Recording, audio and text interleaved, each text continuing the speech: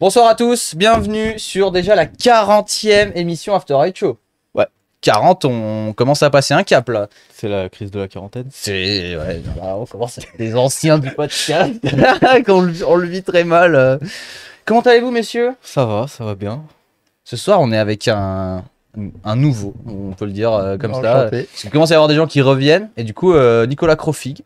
Enchanté, première. Un jeune dirteur. C'est ça. Qui envoie grave, hein, parce que pour ceux qui connaissent pas, vous avez c'est quelle cam, c'est celle-là. Vous allez voir. Déjà direct d'entrée de jeu, merci Shiboumi pour avoir pris un petit abonnement. Grave, merci. 4 mois d'abonnement consécutifs, ça mérite une petite écriture. Ouais, vas-y. Je trouve pas la craie. Ah, y a pas la craie? Pas la craie. Ouais, parce que du coup, je t'ai pas. Ça, c'est vrai que je te l'ai pas expliqué. Du coup, là, tu vois, en fait, on est sur Twitch, du coup, une plateforme qui est dédiée au streaming. Et du coup, il y a une option qui permet aux gens de prendre un abonnement payant, alors qui est pas du tout. Ah, regarde, il a abîmé Quintin. Mais Quintin. Et du coup, c'est une option, c'est pas du tout obligatoire. Ceux qui ne prennent pas cet abonnement payant ne loupent rien du tout, mais ça soutient l'émission. Donc, L'abonnement payant permet de revoir les rediffs.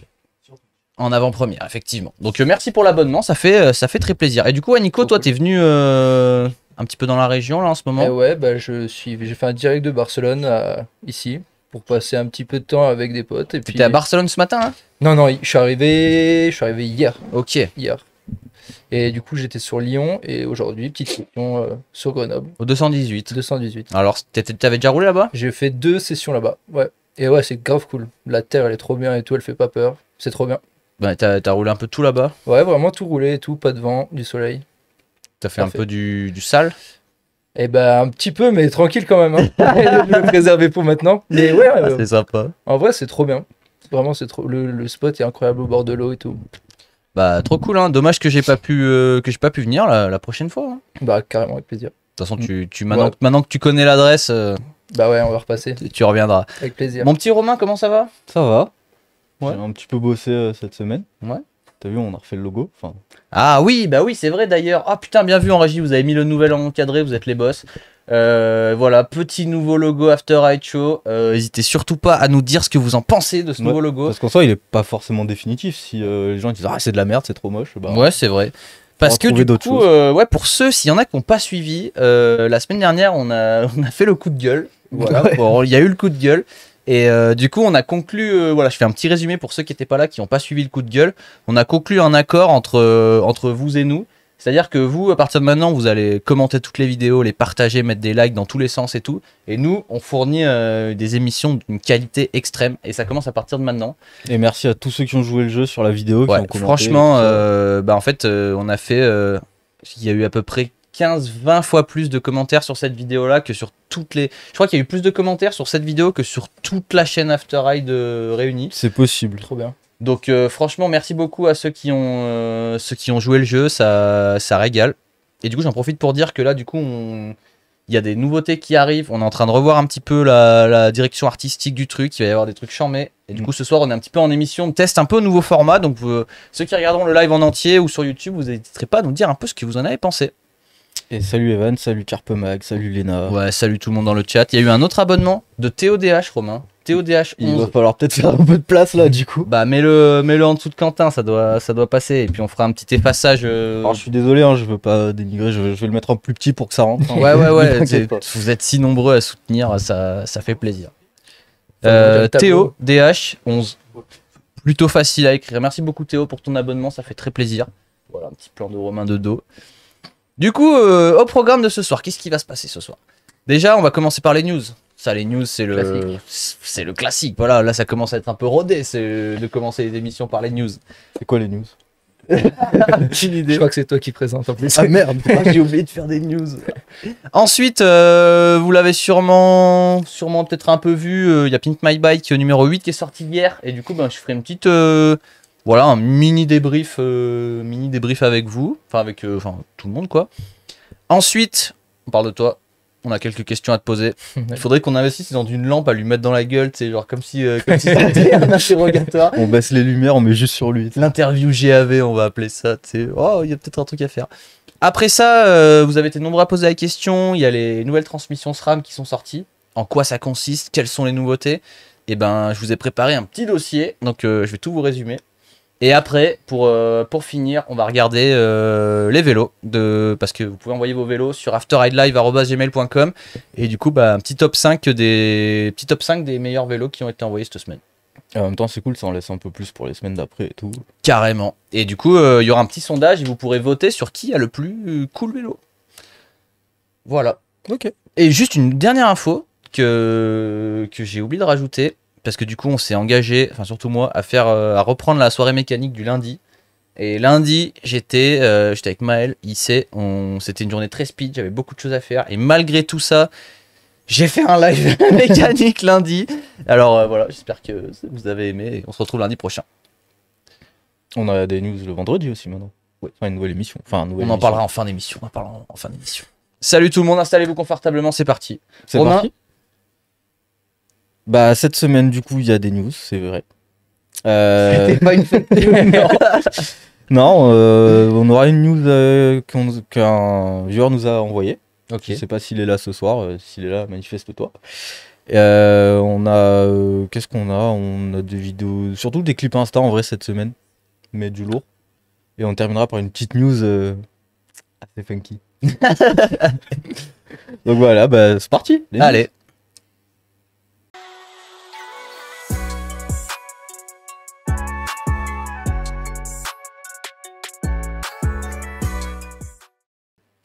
C'est peut-être la dernière fois que vous voyez le générique des news. Alors, je suis content parce que du coup, mon drive s'est complètement cassé la gueule. Non, c'est bon, je suis là. Alors, Romain, qu'est-ce qui se passe-t-il? Qu'est-ce qu'on a loupé cette semaine? Alors, cette semaine, déjà, c'est un teaser. C'est un événement que m'a envoyé un viewer, du coup. Ça s'appelle le Black Horn Festival, peut-être que vous connaissez. J'ai l'impression que ça me dit un truc, mais en même temps, Robin je suis pas sûr. Était allé l'année dernière. Ah oui, le truc avec les bosses de 35 mètres là. 20 apparemment. Ok, ouais, non mais 35 mètres c'était pour donner un chiffre qui ne paraissait exagéré. Voilà, donc il m'a envoyé ça et c'est vrai que c'est cool, on peut en parler du coup. Donc on a un petit clip en plus pour accompagner ça, le run de Robin sur la ligne du coup. Ah c'est Rob? Ouais. Donc ce sera le 22-23 juillet prochain. C'est Rob qui t'a envoyé ça? Non, c'est... j'ai perdu son nom. Ah oui, non, parce que je me suis dit si tu considères Robin Robin, un viewer. Non, ça doit être un gars de là-bas, j'imagine. Donc, pour ceux qui savent pas, c'est vers 20 minutes de Limoges. Ok. Donc, à peu près dans le centre de la France, tout petit peu plus à l'est, l'ouest, pardon, du centre de la France. Et alors, il m'a dit que c'est ouvert à tout le monde. Donc tout le monde peut y aller. Okay. Par contre, les remontées en navette sont enfin, il y a des places limitées, donc pensez à réserver. Ouais. Vous pouvez aller sur le site de Single Track Bike Park. Et du coup, vous pouvez réserver la journée ou le week-end.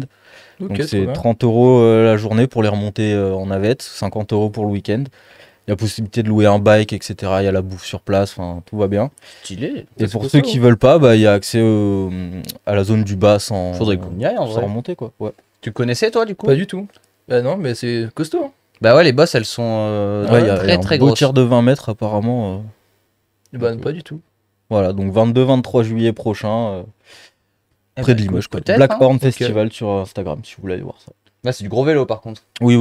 Gros vélo quoi. Toi tu fais du gros vélo. Je touche un peu, ouais. J'ai failli te poser la question, genre j'étais innocent de. Non. Mais non. Alors après, un gros vélo pour cette ligne là, mais en soi il y a 16 pistes ouvertes. Ah oui. Donc c'est quand même un bon bike park, tu vois. Donc tu peux y aller aussi en enduro. Il y a des vertes, des bleues, des rouges. C'est polyvalent quoi. Ouais. Non, c'est un gros truc quand même. Ok, affaire à suivre alors. Voilà. Ensuite, on a une news BMX, une ligne stratosphérique, mais en technicité. Ok. Voilà. Donc vous pouvez se découvrir Dean Florian. C'est c'est une ligne, mais c'est sur une mini, tu vois. Avec le petit foot jam Condor. Du tech. Ouais, ça commence à... ça commence à être un peu tech, ouais. Voilà, donc il n'y a pas besoin de grand chose pour lâcher du lourd, du coup. Ensuite, on a... Ensuite, on a une petite série de clips, du coup, sur des spots urbains. Je sais pas si tu fais un peu de street, toi ou... Ouais, j'aime bien en faire de temps en temps, mais... à Barcelone, on est bien servi en tout cas pour le street. Ouais, c'est fou là-bas. Ouais. Mais ouais, ça dépend. Barcelone, je l'ai poncé, ouais. Ok. Là, c'est des spots que, quand tu vois ça, tu y penses avec ton esprit de gamin. Mais pour le rider, c'est autre chose. Ok. D'abord, on a Georges Tabou, du coup, sur ça, là. C'est un bol, mais très très technique, on va dire. Ah oui. Mais lui, il est en train d'exploser un peu. Hein. Ouais. Après, quand tu fais des trucs comme ça, bah, pas besoin de grand chose, quoi. Et ensuite, on a David Gauthier qui a trouvé un petit pump track pareil en mobilier urbain. Ah ouais. Ça, c'est la même news ou c'est ta news street? Non, c'est une autre news. Ok. Mais juste, tu vois, je fais des transitions tellement smooth. Ouais, qu'on croirait que c'est la même news. C'est impressionnant. Et du coup, on reste dans le pump track, mais cette fois du vrai pump track. Donc, monsieur, il y avait un budget transition. Ça a réfléchi. Ah ouais. Par contre, du coup, c'est pas un vélo adapté au pump track. Ok. Je laisse du suspense. Oh putain. Bon, après, c'est Windmaster, quoi. Donc, Ouais, il aime bien faire des dingueries du genre. ouais, donc, même avec un vélo de route, il te lâche des manuels en pump track. La position, elle doit être trop bizarre. Ouais. Ouais, tu dois avoir l'impression que tes dents sont très proches du sol. Que t'es vraiment face à la mort. Quoi. Ah, là, tu mets un petit cours. Par vite Moi, en ce qui me OTB. ferait peur, c'est le vélo. Hein. C'est pas tant ce roue, bah, qui casse, tu sais. Genre, Ah, bah. Ouais, t'as tiré un poil de travers, la roue avant, il y a moins qui. Ouais. Bah, même, tu mets trop d'angle dans le virage. Ouais, et encore là, j'imagine que c'est un vélo neuf, mais tu fais ça avec un vélo qui, tu sais, tu prends un vieux Peugeot là, les probabilités que tu fasses pas le tour entier, ils sont quand même assez élevés, tu vois. Petite idée de vidéo à mon bono. Non, on n'est pas dans ça, nous. News suivante, c'est un tir de précision. Un sniper. Tomomi Nishikubo, du coup. Arrête. Ah, je vous ai prévenu. C'est vrai que c'était précis. Si la miniature YouTube, ça aurait été un tir de précision, les gens n'auraient pas été déçus en cliquant. Ouais. Ensuite, demain, restez connectés sur YouTube parce qu'il y a la nouvelle vidéo d'Olivier Cuvé qui va sortir. Utopia. Donc il a lâché le teaser sur Insta. Et voilà, ça sort. On est quoi? On est le 5, donc ça sort demain. J'ai pas l'heure exacte, mais ça sort demain. Et du coup, ouais, ça on en avait parlé. Si jamais il y en a qui veulent vraiment en savoir absolument plus avant que ça sorte, donc ça veut dire que des gens qui finiraient le live et qui iraient voir sur YouTube ce soir, il y a une vidéo où il explique un petit peu un peu comment ça s'est passé cette vidéo. Donc voilà, si jamais. Et dernière news des news, parce qu'après on aura le clip des abonnés. Donc je vous ai. c'est vrai qu'il avait annoncé que ça serait funky. Est-ce que vous avez déjà vu un camion faire un Smith Grind? Ah, je vois de quoi tu parles. Incroyable. Mais non. J'ai vu ça sur le profil de Tony, du coup. Mais le pire, c'est qu'il se casse, quoi, après. Ouais, mais genre. Il y a rien. Tu sais, genre, pour lui, c'est normal. Genre, j'ai pris le cours. C'est pas grave. Mais quoi? Ouais, ça m'a tué. J'étais obligé de la mettre, celle-là. J'étais tellement pas prêt. Parce qu'au début, tu sais, genre, j'ai eu une fraction de seconde où j'ai cru que le camion, il était coincé, tu sais. Non, il roule. En fait, ma théorie, c'est qu'il a dû prendre le virage trop serré. Il a dû monter sur le rebord. Il s'est fait. Balèque. Et vous l'avez vu, la vidéo de la Twingo? Genre, c'est sur l'autoroute, il pleut. Et t'as une Twingo dans un virage sur l'autoroute qui va super vite. Et genre, elle perd le contrôle, tu sais, et elle fonce dans un petit muret, et genre un muret, tu sais, qui doit être genre haut comme ça, tu sais, les murs d'autoroute, tu sais, les murets larges comme ça, haut comme ça, et elle tape le muret, et tac, la voiture, elle saute, et elle se retrouve posée sur le muret, genre les 4 roues en l'air, tu sais. Mais ça, c'est chez moi, c'est à Strasbourg, ça. Mais non. C'est incroyable. C'est dans un virage, dans une bretelle d'autoroute pour justement, quand tu sors de Strasbourg, tu montres. Mais elle est magnifique cette vidéo. Ça se trouve en régie, vous pouvez la trouver en cherchant sur YouTube Twingo accident. C'est autoroute, c'est sûr, vous la trouvez. Et du coup, on termine avec le clip des abonnés. Cette semaine, c'est Evan Langlois qui était dans le chat tout à l'heure qui m'a envoyé ça. Evan Langlois qui est un très bon supporter de l'émission, hein, qui a mis un demi-million de commentaires sur la chaîne YouTube suite au coup de gueule. Donc voilà, petite compilation de clips qu'il m'a envoyé. Stylé, si Maël il arrive à lui foutre un petit badge VIP, ça peut être cool. Vas-y. Canette. Donc voilà, si vous voulez qu'on passe vos clips, n'hésitez pas à nous les envoyer sur Insta, hein, ou direct par mail. Ça roule bien. Hein. Ouais. Mais surtout ça. Ouais, ça c'est pas si évident. Hein. Moi perso, j'arrive pas. Non, après, je suis très très nul en manuel. Et j'ai vu une vidéo de Fabio, alors il fait ça, mais sur un set, genre un triple set de marche, tu vois. Mais c'est Fabio. Oui. Voilà. Donc t'as fait un tiers de ce que fait Fabio. C'est ce qui est quand même pas mal. Honorable. Ouais, c'est quand même pas mal. D'ailleurs, je sais pas si vous avez vu Fabio, il a mis. Ah ouais. C'est un fou furieux. Toi, t'as vu du coup. Il était à l'aéroport et il est allé voir genre les billets pour partir dans 20 minutes. Et il y avait 3 options possibles. Il y avait la Grèce, le Chili et j'ai oublié le dernier. Et genre en mode, il a mis un sondage Insta. Ouais, je suis à l'aéroport, il y a des billets pour ces 3 trucs-là. Où est-ce que je vais filmer une vidéo? Et tout le monde a. Enfin, le sondage, c'est le Chili qui a gagné. Du coup, c'est barré au Chili. Mais il a eu une. Enfin, là, il est arrivé, mais il s'est fait voler toutes ses affaires là. Ouais. Voilà, ouais. Et je sais pas où à l'aéroport, ou je sais pas, mais bah dans la voiture, je crois. De ce que j'ai compris, c'était là depuis quelques jours. Et ils avaient commencé la vidéo. Et du coup, bah, dans les affaires volées, il y a les disques durs avec les rushs. Et que du coup, bah, ils sont un petit peu. Surtout que les probabilités de le retrouver, je pense que c'est. Il y a un mec qui va poster une vidéo de Fabio, mais en mettant son nom à la place. Ouais, t'imagines. Bah, sur TikTok, mec. Genre... mais parce que tu sais, tu te fais voler ta voiture ou ton vélo, bon. On va dire, tu peux, mais un disque dur. Je pense que genre croiser quelqu'un qui se promène avec un disque dur dans les mains comme ça dans la rue, c'est compliqué.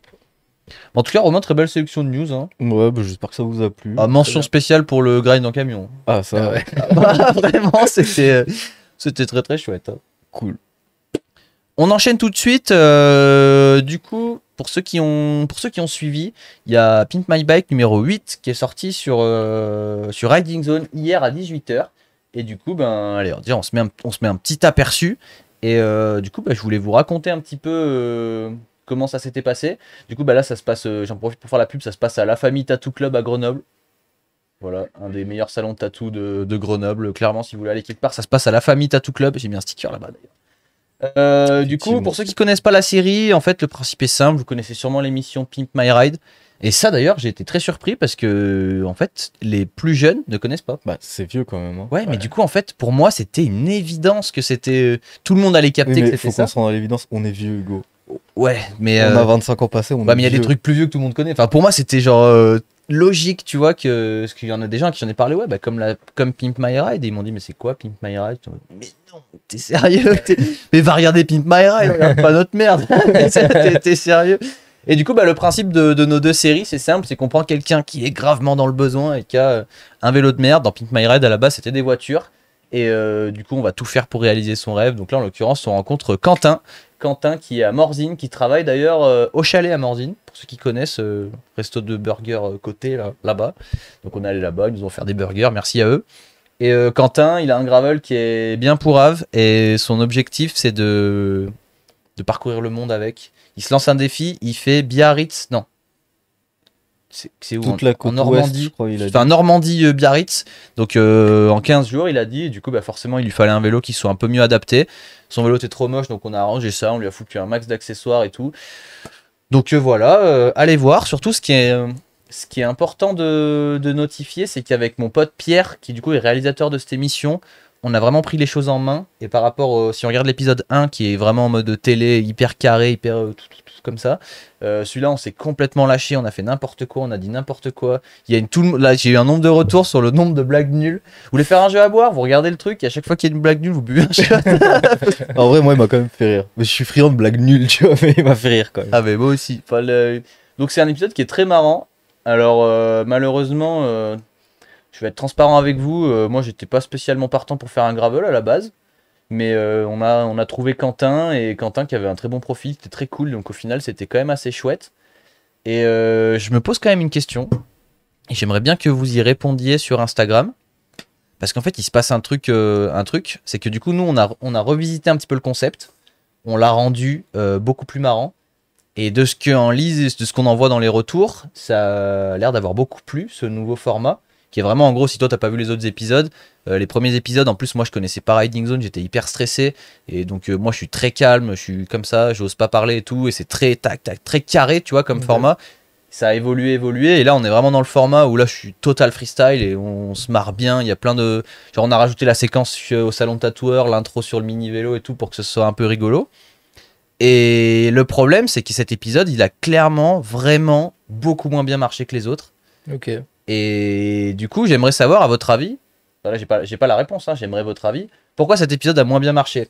Parce qu'on a pris le format en main ou parce que c'est un gravel? Voilà, si vous pouviez répondre à ces questions dans le chat, parce que j'ai pas envie que certaines personnes concluent que c'est parce qu'on a fait du freestyle que l'épisode marche pas. Mais plutôt parce qu'on a fait un vélo qui n'est pas très marrant. Voilà, comme ça, je serais curieux d'avoir votre avis. Est-ce que j'ai des anecdotes à rajouter? On a tourné un making-of de cet épisode-là, enfin qui était accompagné de l'épisode 9. Ah si, j'ai un truc à rajouter. J'ai un dernier truc à rajouter. Il y a une personne qui l'a vu. Une personne.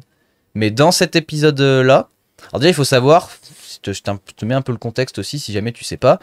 Ça c'est des trucs, tu vois, tout le monde pense que c'est filmé à la cool, qu'on est là, qu'on met du temps. C'est complètement faux. On récupère le vélo et 4 jours plus tard il faut le rendre. Donc ça veut dire que le timing il est ultra serré de la mort. Surtout qu'on en fait 2 des vélos.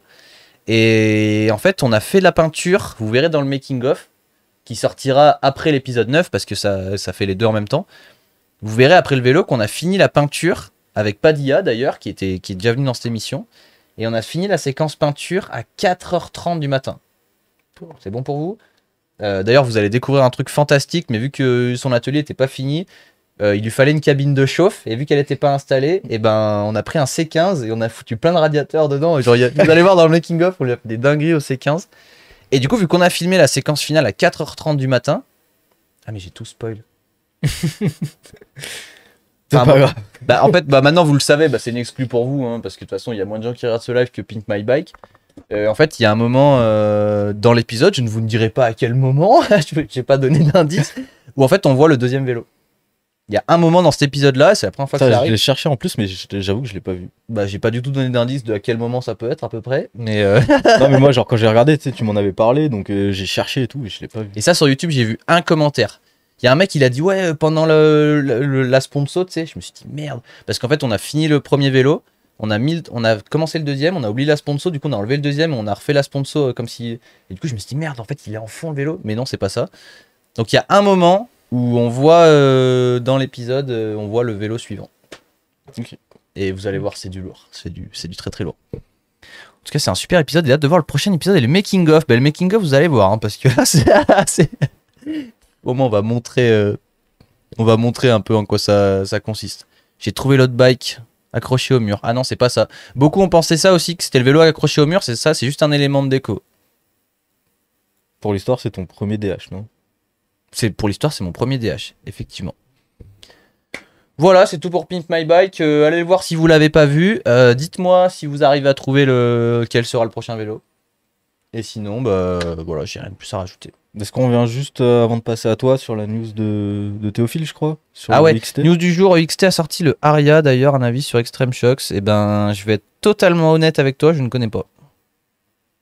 Tu sais, c'est les Immortaux EXT, mais moi j'ai pas roulé donc je peux pas donner d'avis. Non, moi j'ai jamais essayé. Moi non plus. Alors Théophile, t'es très gentil de dire que les gens vont retourner sur l'épisode et ça doublera les vues. Je suis pas sûr qu'avec l'audience de nos lives, on arrive à doubler les vues qui ont été faits sur l'épisode. Partagé en base. Mais voilà. Et le casque Troy au mur, c'est en référence au casque qui est dans le live? Non, c'est parce que... Non, c'est parce qu'on adore Troy Lee. Oh, mais il y a Padilla qui est dans les commentaires, à devoir le making of. Donc Padilla qui nous a fait une peinture exceptionnelle, qui a travaillé jusqu'à 4h30 du matin. On a souillé son C15. Genre, c'est vraiment... ça doit être un traumatisme pour lui. Je sais même pas s'il s'en remet encore. Donc un grand merci à toi et j'espère que t'es content du résultat. Même si l'épisode 9 sera bien mieux. Voilà. Voilà. Pas de questions? Je crois que j'ai tout dit. Non, merci au dernier follower j'ai vu qu'il y avait le petit gyrophare. The Big Two Bull 73. Merci à toi. Merci de nous avoir follow. Eh ben écoute, la réponse est dans le chat. La réponse est dans le chat. Je t'ai envoyé un DM et tu m'as pas répondu car j'aurais vraiment besoin de toi. Ouais, désolé, mon téléphone en ce moment c'est la folie. Quand il y a un épisode qui sort, ça vibre dans tous les sens. Mais vas-y, renvoie un petit message. Renvoie un petit message. Nicolas. Je suis à vous. Tu n'es pas venu ici pour regarder des grinds de camions et pas non plus pour regarder des customs de vélo. Tu es venu ici pour qu'on parle de toi. En principe. Alors. Apparemment. Et tout de suite, petit générique, c'est l'invité de la semaine. Ouais.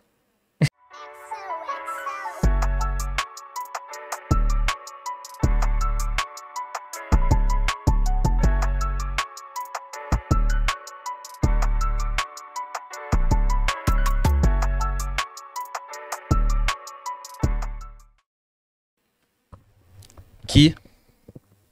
Okay. C'est bon là? Impeccable. Alors Nicolas Crofig, pour ceux qui connaissent pas, pendant que tu te présentes, on va afficher une petite vidéo en fond de toi qui ride parce que ça s'envoie. Il y a deux, trois, il y a quelques trucs, on va pouvoir commencer à considérer que ça envoie. Et pendant qu'on voit cette vidéo en fond, tu vas te présenter un petit peu. Ok. Déjà, merci d'être venu. Bah merci à vous de m'avoir accueilli. Ça fait grave plaisir. Est-ce que tu es bien installé? Bah parfait, là. Je peux pas être mieux, là, vraiment, c'est royal. Ça, c'est la question, je pense qu'on n'a pas besoin de poser. Non, vraiment. Là, autant on précise, tu vois. Non, franchement, parce que tu viens au bon moment, parce qu'il y a une époque où du coup on était sur la table. Et sur la table, c'était des chaises Castorama de jardin qui coûtaient 10 balles, tu vois. Trouées, donc qui te pinçaient les fesses. C'était pas tout à fait la même ambiance, on va dire, tu vois. Voilà, franchement, parfait. Là, l'émission peut durer 5 heures. Il n'y a aucun souci, on regarde des vidéos, c'est super. Donc voilà, regardez bien ce qu'il fait Nicolas, parce qu'il envoie du très très lourd. Et du coup, déjà pour commencer, comment tu t'appelles? Je m'appelle Nicolas Crofig, j'ai 24 ans. Je viens de Strasbourg, mais j'habite à Barcelone depuis 1 an. Et puis voilà. C'est très bien comme réponse. Le côté Barcelone, on y reviendra un tout petit peu plus tard. Moi, ce que j'aimerais savoir pour commencer déjà, c'est une question qu'on pose à tout le monde. Comment est-ce que tu as commencé à faire du vélo? Wow. C'était... En fait, je squattais un peu au skatepark. J'ai acheté une trottinette parce que c'était la facilité, c'était bien, tout ça. Il y a beaucoup... Je suis passé par là beaucoup. Ouais, mais moi, je trouve que c'est une bonne école. C'est le... Ensuite, j'ai taxé des BMX, tout ça. J'aimais bien, j'apprenais vite les tricks et tout ça. Et donc, j'ai acheté un BMX, j'allais au skatepark, j'ai grandi, je commençais à grandir. Je roulais de la terre avec des potes et puis je préférais vraiment les dirt, j'empruntais les dirt des potes et tout ça. Et je me dis, bon, ouais, je vais passer sur un dirt. Et après, j'ai enchaîné, j'ai commencé à faire des compètes avec un pote de Strasbourg qui m'a vraiment poussé là-dedans. Et puis lui, il a arrêté, mais moi, j'ai continué. Puis j'adore l'ambiance, tout ça, le côté un peu nature, quand tu peux trouver des spots dans la nature et tout. Et puis tu es aussi polyvalent, tu peux le faire du skatepark, donc voilà. Et c'est un grand vélo, mais je suis grand, donc parfait. Nickel, c'était ma question. Après, c'était pourquoi le dirt? C'est nickel. C'était step by step, tu sais. Ouais. C'était le truc un peu logique. Ouais. Et t'as commencé par la trotte. Est-ce que t'as commencé, du coup, tes premiers tailwhips étaient en oppo ou pas? Non.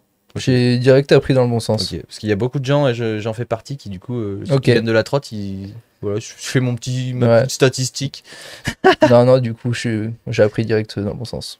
Et est-ce que tu saurais nous dire, sur les débuts, et même un peu maintenant en vrai, mais surtout sur les débuts, c'est qui ont été tes inspirations? Les gens que tu regardais potentiellement en vidéo ou quoi, et tu te dis, waouh, mais comment c'est trop stylé ce qu'ils font.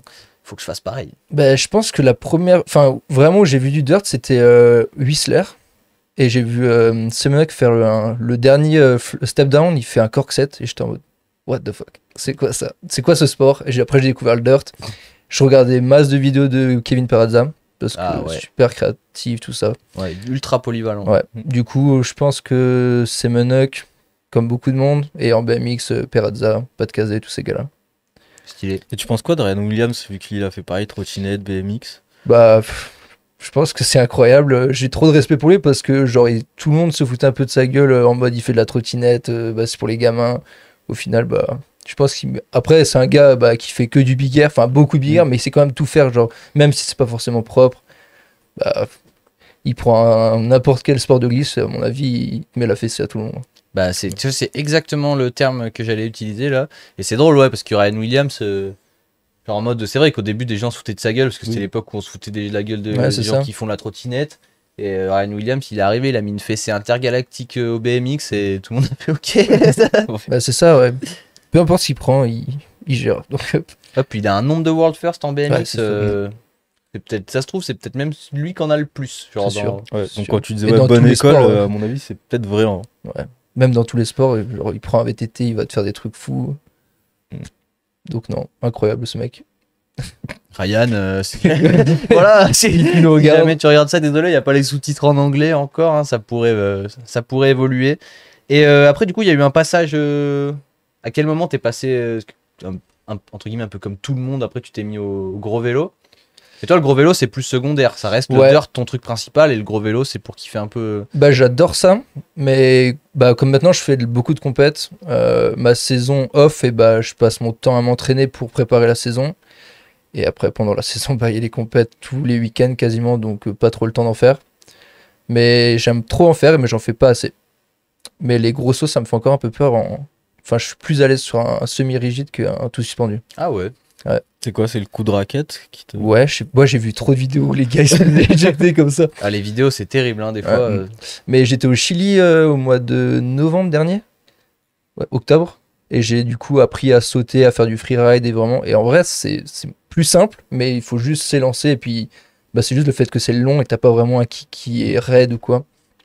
Donc, je kiffe, mais il faut que j'en fasse plus. C'est vrai que le dirt, c'est quand même assez tech, tu vois, de sauter des grosses bosses, tu prends des vraies compressions et tout. Ouais. Et le DH, c'est quand même beaucoup de débranchage de cerveau. C'est ça. C'est si tu, genre typiquement les freerides, tu parlais des freerides, les gros radars et tout, tu regardes, tu dis mais jamais je peux y aller. Et en fait, il suffit de le faire. Il suffit quand t'es dans le truc de dire non mais je fais ce qu'il faut pour pas tomber, tu vois. Ouais, voilà. T'es à 2,40, t'arrives pas à freiner et tout, mais juste voilà, le virage il est là, tu tournes et tu tombes pas. Mais il faut arriver. C'est ça. C'est mais ça un peu la moi j'ai difficulté. moins peur du raid que des sauts. Genre, tu mets un raid, moi j'y vais, je réfléchis pas, mais par contre, un truc de 20 mètres. Mais je te comprends. C'est la chute, tu l'appréhendes pas Ouais, pareil. c'est ça. Tu te mets à trop long sur 20 mètres, ça fait cage 25 mètres ou un truc comme ça. Moi je pars du principe que genre, sur le saut, t'as la hauteur à prendre en compte aussi, tu vois. Ouais. Alors que sur le la raid, vitesse et tout ça. tu tombes pas vraiment de plus haut que ce que t'es, tu vois. Donc, Moi, je suis pas de votre avis, mais écoutez, il faut voilà, chacun son style, hein, j'ai envie de vous dire. Et du coup, c'est quoi tes spots préférés pour en donner Du coup, en dirt, n'importe quoi. n'importe quoi. Je pense la Poma pour la partie hiver, tout ça. Après, j'ai pas roulé beaucoup au Canada, tout ça. Je pense qu'il y a énormément de spots incroyables à connaître. Mais sinon, c'est plus des compètes où genre, tu découvres des terrains, des nouveaux terrains qui sont incroyables. Et du coup, Glam Ride, je dirais, c'était un slopestyle qui passait un peu sur les terrasses des hôtels et tout. C'était incroyable. C'était en Allemagne, ça, non? C'était en Autriche. Ah ouais. Leogang, je crois. Il me semble que c'était le secteur où là. Mais du coup, je pense que la Poma, c'est la Mecque. Putain, et moi, j'y suis jamais allé. Toi non plus? Non. Enfin, c'est incroyable. J'avais failli y aller l'année dernière, mais ils avaient fermé parce qu'il y avait trop de vent.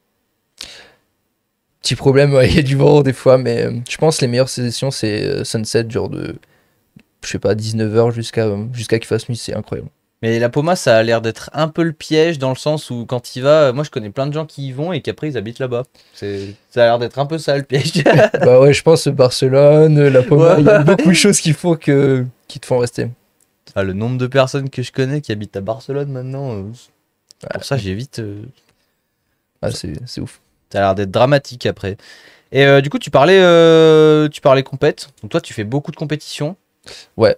C'est quoi un peu les compètes que tu as fait? Bah du coup, Glam Ride que j'ai cité, j'ai fait quand ça existait le FIS en MTB. J'étais allé en Chine, à Montpellier. Enfin des compètes genre impossible à oublier. Après, en fait, c'est ça s'appelle le FMB World Tour. C'est donc notre ligue, on va dire. On n'est pas dans la Fédération Française de Cyclisme, donc on est vraiment à part. Et du coup, il y en a beaucoup en Europe, vraiment énormément. Et après, il y en a un peu sur les autres continents, Canada, tout ça. Et donc, voilà. Et en France, il y en a pas trop, non? En France, il y en avait beaucoup, mais moi, je faisais pas de vélo. J'ai l'impression qu'il y en avait des milliers et j'ai l'impression que d'un coup, il y a eu un claquement de doigts, il n'y en avait plus. Je pense il y avait le FIS Experience et le FIS, du coup, ça fait déjà beaucoup d'événements qu'il y avait. D'étapes, Maintenant, il y a Muret Bike Show qui se sort un peu les doigts, qui commence à créer, ils galèrent, et pourtant, franchement, leur terrain est un potentiel monstre. C'est près de Toulouse. Il y a l'Outdoor Mix, qui a fait salle de musique aussi en même temps. Et ça, c'est des compètes officielles? Ouais, c'est dans notre ligue. Après, il y a des niveaux bronze, silver, gold, c'est la difficulté, on va dire. Ça va jusqu'au diamant, non? C'est ça, diamant, c'est top 14 qui roule ça. Ok. Et puis après, il n'y en a pas beaucoup, je pense qu'il y a 4 compètes maximum en France, qui sont pas très élevées du coup, qui sont au niveau bronze. Donc ça ramène pas trop de monde, je pense. Et du coup, ça marche comment pour... Là, c'est une vraie question, parce qu'il y a beaucoup de questions que je pose, je connais la réponse, et pour que ce soit cool, je pose la question, tu vois. Mais là, je connais pas la réponse. Comment ça fonctionne, le côté pour accéder aux événements supérieurs? Parce que du coup, ça fait bronze, argent, or, diamond. Ouais. Et comment tu fais pour accéder C'est une histoire de points? Ouais, c'est ça. En gros, ils te gardent à chaque fois tes 3 meilleurs résultats. Et en gros, tu commences forcément par des bronzes, parce que c'est accessible à tout le monde. Après, du coup, tu prends des points si tu es donc bien classé, qui te font aller sur un silver. Et après, les gold, il faut que tu sois invité. En fonction de tes points, par exemple, c'est le top 30. S'il y a des gars qui disent non, qui n'y vont pas, qui sont dans le top 30, et ben ils prennent les top 40 et tout ça. Et par contre, Diamond, là, c'est le top 14. Si t'es pas dans le top 14, tu peux pas y aller. Mais là, du coup, c'est une histoire de points. C'est pas une C'est histoire ça, c'est que des points. de préférence, entre Non. guillemets. Il n'y a pas de gens qui sont pistonnés. C'est ça. T'es obligé. Ou alors, il y a des wildcards. Sur les gold, c'est que sur des gold, et bah, tu peux prendre en gros un joker. Tu gagnes cette carte en étant le premier. Ou si t'es pas dans le top 14 et que t'es le prochain dans le classement, et bah, tu gagnes cette carte pour pouvoir accéder une seule fois par exemple Whistler ou une fois. Et puis si tu fais un bon truc là-bas, bah, tu prends des points et tu restes là-dedans. Stylé. Okay. Et tu penses que le système il est bien, qu'il laisse sa chance à tout le monde ou... Non, justement, moi je trouve c'est bien parce que ça met un petit but quand même.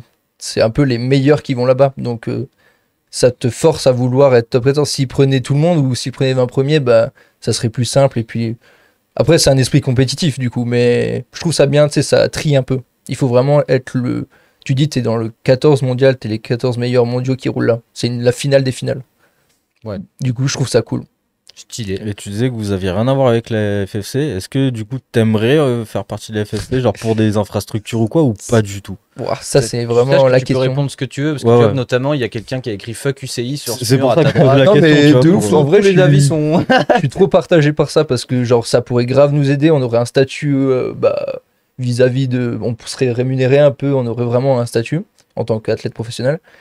On serait aidé, on aurait, comme tu as dit, des infrastructures et tout ça. Mais en même temps, non, parce que genre c'est hyper strict. C'est vraiment trop fermé. Tu peux pas te faire n'importe quoi. Là, on est livré à nous-mêmes. Tu viens, t'es en gueule de bois le lendemain et tu vas rouler. Ok. Tu vois, donc il y a du pour et du contre. Et puis, UCI, ça veut dire qu'il y a de l'argent. Enfin, il y aurait plus.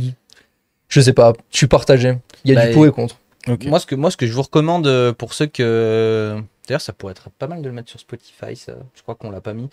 Mais ceux que ça intéresse, on a reçu il y a quelques semaines Alain Massabova, qui, pour ceux qui ne connaissent pas, est un des pionniers du BMX français, qui a écrit notamment le livre Bicross qui est posé là-haut. Et du coup, Alain, lui, il a vraiment fait partie des premiers BMXeurs français et qui a été très impliqué, qui a co-inventé le FIS, tu vois. Donc, c'est quand même quelqu'un qui a eu un sacré impact dans le BMX. Donc là, on parle BMX, mais c'est à peu près la même chose pour le VTT. Et du coup, quand il est venu, qui nous a donné son avis, il y a une rediff qui parle que de ça sur la chaîne YouTube. Je vous mettrai le lien dans la description, ceux qui cherchent sur YouTube. Où justement, lui qui a vu grandir le BMX donne son avis sur l'UCI et tout ça. Est-ce que c'est bien, est-ce que c'est pas bien? Et qui a un avis qui est, je trouve, très intéressant et très éclairé. Et voilà, s'il y en a que ça intéresse, je vous recommande cette petite vidéo. Et du coup, forcément, je pense que du coup, c'est la logique totale. Toi, tu fais le FMB World Tour. Là, tes meilleurs événements, c'était quoi en termes de classement? Ouais. Du coup, le Muret Bike Show qui est du coup en France, l'année dernière, j'ai fini premier, donc c'est un silver, donc ça reste ok. J'ai fait un gold au Maresquino, c'est en Espagne. J'ai fait 5. Je pense que c'est mon meilleur classement en gold. Et donc, t'as quand même fait un gold? Ouais, je fais plusieurs gold, ouais. Je participe souvent au gold. Maintenant, je suis classé maintenant top 20. Donc, moi, je suis forcément invité. Top 20 gold, top 20 monde? Top 20 monde. On a un top 20 monde dans le fauteuil.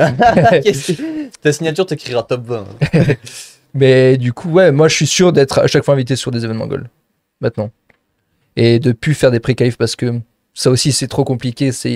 T'as les 20, c'est compliqué, mais t'as 20 gars qui sont invités au Gold, et puis ils prennent encore 15 gars, top 30 on va dire, et eux ils doivent faire des pré-qualifs, c'est-à-dire c'est encore avant les qualifications, ça veut dire que c'est la guerre pour eux de pouvoir tenter de faire les qualifications, quoi. Donc eux ils font 3 manches, alors que nous on en fait 2, on fait qualif et finale. Okay. Donc moi je suis sûr de plus faire ça maintenant. Vous êtes combien du coup sur un event Gold? Ça dépend des événements, parce que comme j'ai dit, c'est pas UCI, donc ça dépend des règles des événements, mais je crois que, je sais pas, je pense que je dis des bêtises, mais genre 30 au début, et puis après, je crois que c'est top 20 en qualif, ou même plus, je suis même pas 25 peut-être. Genre la finale, vous êtes 20, c'est ça? Non, en finale, je crois que ça dépend aussi des événements, mais c'est genre en général 12 ou Ou 14 peut-être.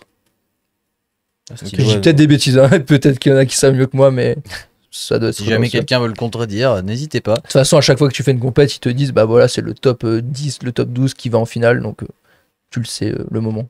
Ok. Et du coup, la logique des choses, si tu participes à tout ça, c'est qu'on imagine que toi, ton but, c'est d'arriver à gagner suffisamment de gold pour aller en Diamond. C'est ça. Du moins des points ou alors d'avoir une wildcard pour avoir. Et Diamond, il y a que les Crankworks ou il y en a d'autres? Bah, il y a peut-être. Tout le Crankworks, c'est à District Ride, qui est tous les 2 ans ou 4 ans, je sais plus.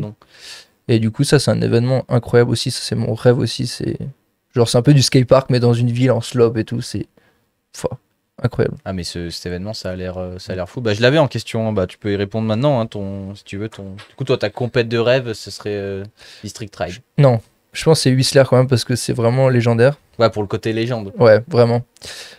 Et celui-là qui fait le moins peur, qui donne vraiment trop envie de rouler, c'est Rotorua, qui est passé il y a 2 semaines, je crois. Ouais. Et District Ride, c'est vraiment le seul événement qui est pas sur la terre, qui est vraiment dans une ville, en urbain et tout. Donc, le côté ascenseur, enfin c'est incroyable. C'est un peu comme Whistler, c'est légendaire cette compète. Et du coup, si tu accèdes aux Diamond Series, ouais. tu peux tous les faire? Bah, il faut que tu te battes pour rester dans le top 14. Parce que il y a des gars derrière qui poussent pour rentrer dans le top 14, donc ils peuvent te sortir. Donc, ah ouais, c'est la guerre. T'es pas... Ouais, c'est ça. Si t'es dans le... Je sais pas, t'es entre 10 et 14. T'es sur la sellette, on va dire. tu genre, il faut... Ouais, c'est ça. Bah, stylé. Ouais, du coup, objectif Crankworks. Objectif Crankworks, ouais. Et puis après, dès que j'aurais fait ça, et la Rampage aussi dans un coin de ma tête, quoi. Comme tout le monde, je pense. Comme tout le monde. T'inquiète pas. Et putain, stylé, hein. Ouais. En tout cas, on te le souhaite. Merci. Ouais. Est-ce que tu sais quand ça a commencé? Il y a une question dans le chat de Legacy qui demande si... J'imagine qu'il parle des FLB. Les compètes, ça commence avec Zurich. Je crois que c'est le premier ou deuxième week-end de mai, donc le mois prochain. Voilà, donc ça commence là et après ça enchaîne jusqu'à octobre, je dirais. Et voilà. Ok. Et là, ça bombarde. Bah écoute, stylé, hein. Bah, quand tu reviendras, hein, quand tu auras. Avec plaisir. King of Crankworks, tu vois. Même avant, en vrai, tu nous tiendras au jus. En fin de saison, tu nous tiendras au jus. Avec plaisir. Et ouais, du coup, tu nous disais, t'as déménagé à Barcelone. Ouais. Du coup, vraiment dans le but de t'entraîner comme un malade.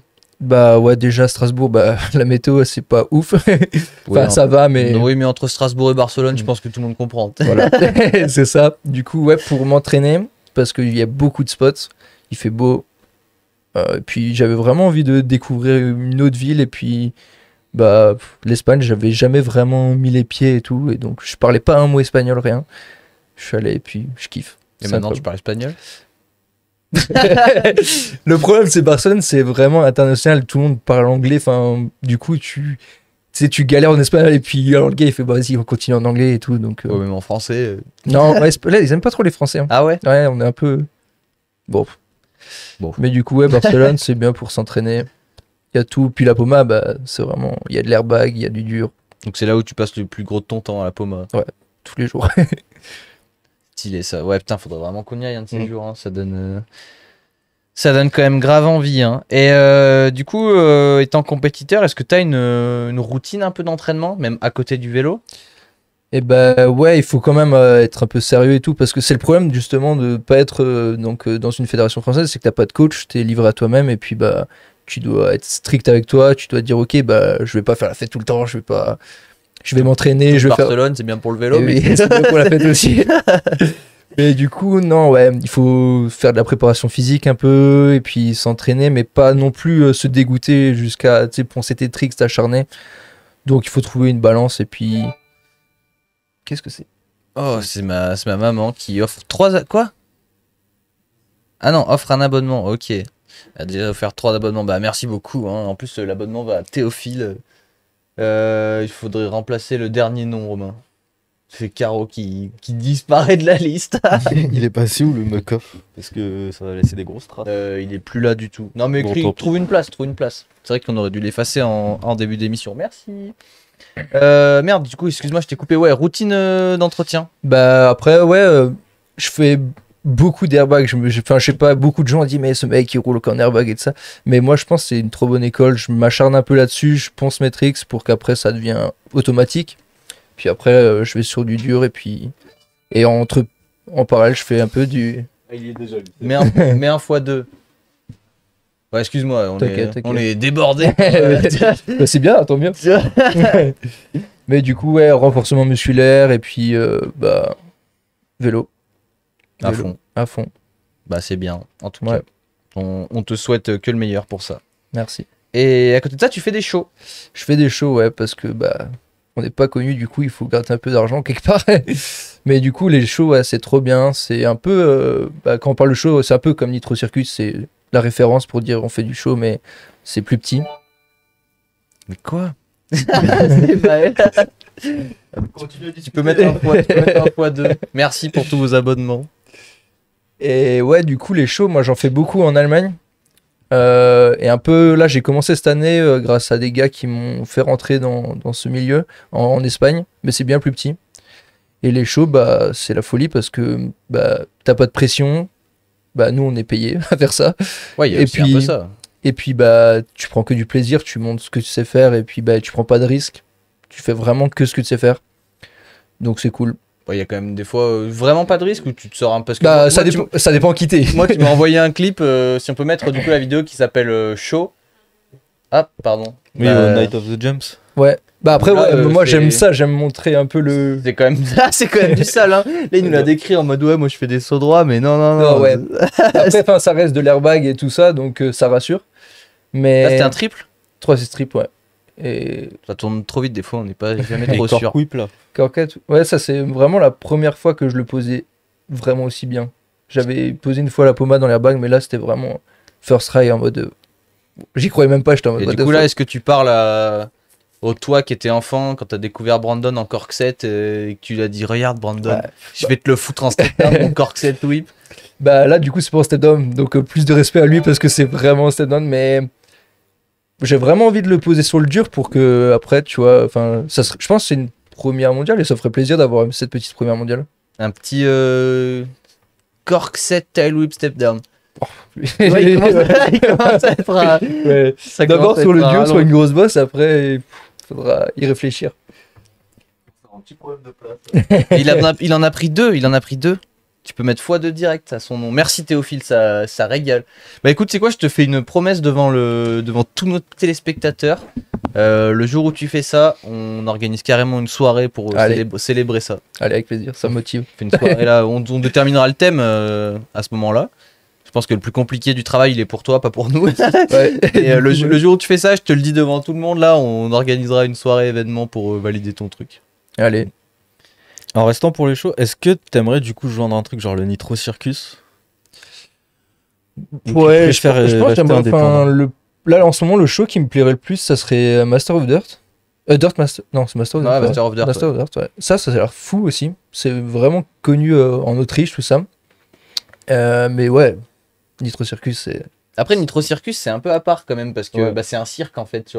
Ils sont toute une tribu. Oui, mais c'est pas un cirque, c'est des clowns. Mais... Non, mais dans le sens où ils sont tous ensemble et ils restent ensemble. Ouais. C'est une grosse tournée en plus. Ouais, je sais pas si t'as le droit de faire d'autres choses, je sais pas si tu peux faire des compètes. Ryan Williams, il fait les X-Games en même temps. Ouais, c'est vrai. Ryan Williams, je pense qu'il peut faire ce qu'il veut. Ouais, je pense que c'est le deuxième, il a des parts là-bas. Circus, ouais, je vais à la compète et ils disent non, il fait ok, je reviens pas à Nitro Circus. Non, mais vas-y, Ryan. Ouais. Après, je suis vraiment focus sur les compètes pour l'instant. Mon but, une fois qu'on va tout gagner, pourquoi pas? Ouais, vrai. Non, en vrai, j'aime. Quand il y a ma saison off, j'adore faire des. Parce qu'en même temps, ça nous entraîne. C'est sur de l'airbag, c'est des grosses bosses qu'on retrouve pas et c'est en intérieur, donc même s'il pleut, on roule. Donc. Non, je voudrais toujours faire des shows, et même de cette taille en Allemagne, franchement, c'est déjà des shows assez costauds. Donc ouais, j'apprécie grave les shows. J'avais quand même comme question, qui est en même temps oui, mais en même temps pas trop répondu. Ah si, avant, le meilleur show que t'aies fait. Celui que t'as préféré faire. Je pense que c'était mon tout premier quand je suis entré dans on appelle ça la famille de Night of Freestyle en Allemagne. Et c'est Franck Paulin, un gars de chez vous, qui m'a fait rentrer là-dedans. Ok. Et ouais, j'avais toujours vu Nitro Circus, des trucs comme ça, et j'étais en mode, bah, je vis un peu ce truc, tu sais, t'as les motos, t'as des jet skis, enfin des motos de neige et tout, t'es en mode, waouh, c'est incroyable et tout, je suis là et tout. Donc, je pense que c'était mon premier show, c'était le meilleur. Ouais, le plus marquant. Puis j'ai mis 3-6 triple whip, genre la première fois là-bas et tout, j'étais en mode, bon, vas-y, je marque les esprits un peu et tout, je suis trop content, donc c'est ça, je pense. Stylé. Et ton show de rêve, et là je parle plutôt genre en mode un truc débile, tu vois, un truc qui n'existe pas forcément. Genre si tu imagines le show le plus fou que tu pourrais faire de ta vie, ce serait quoi? Je sais pas. Je sais pas, mais je pense que Nitro Circus, ça serait vraiment un show, genre vraiment... Genre une case à cocher. Ouais, vraiment, t'as fait Nitro Circus, tout le monde connaît Nitro Circus à peu près dans ce monde-là. Tu en flip avec Ryan Williams et tout, c'est vrai que... Bah, si tu devais faire ça, justement, genre, à part ton vélo, tu prendrais quoi? Parce que tu sais, ils le font avec des baignoires, avec des tricycles. Ah ouais, c'est vrai. Quoi, je me suis jamais posé ça. Quel véhicule improbable tu prendrais? Entre le caddie, la tondeuse à gazon, le canapé. Ouais, je sais pas. Peut-être le canapé, du coup. Peut-être celui-là. Ouais, ouais, écoute. Bah après, tu nous le rends comme ça, on pourrait dire ce canapé, il a fait Nitro Circus. Ouais, si t'as envie de faire un flip avec, on te met des roues dessus. Tu sais, moi j'ai une émission de tuning. Moi, je te mets des roues dessus. Des jantes. Même un bain de avec des LED en dessous. Bon, parlons français. Combien tu veux de télé sur ce... Non, bah, énervé. Écoute, très propre. Faudrait qu'on aille voir un de tes shows, un de ces jours. Ce serait cool. Grave. Si tu peux nous... Si t'as des invites, tu nous dis. Bah ouais, il y a moyen en plus. Hein. On fait des inside. Tu sais, Allez. Salut.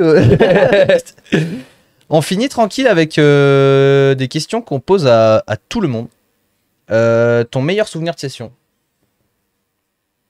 J'en ai tellement, je pense que j'ai l'impression. Enfin... S'il y en a un, genre en mode ouais, celui-là. Après, tu peux le faire à la Raoul, hein, nous faire un top 3.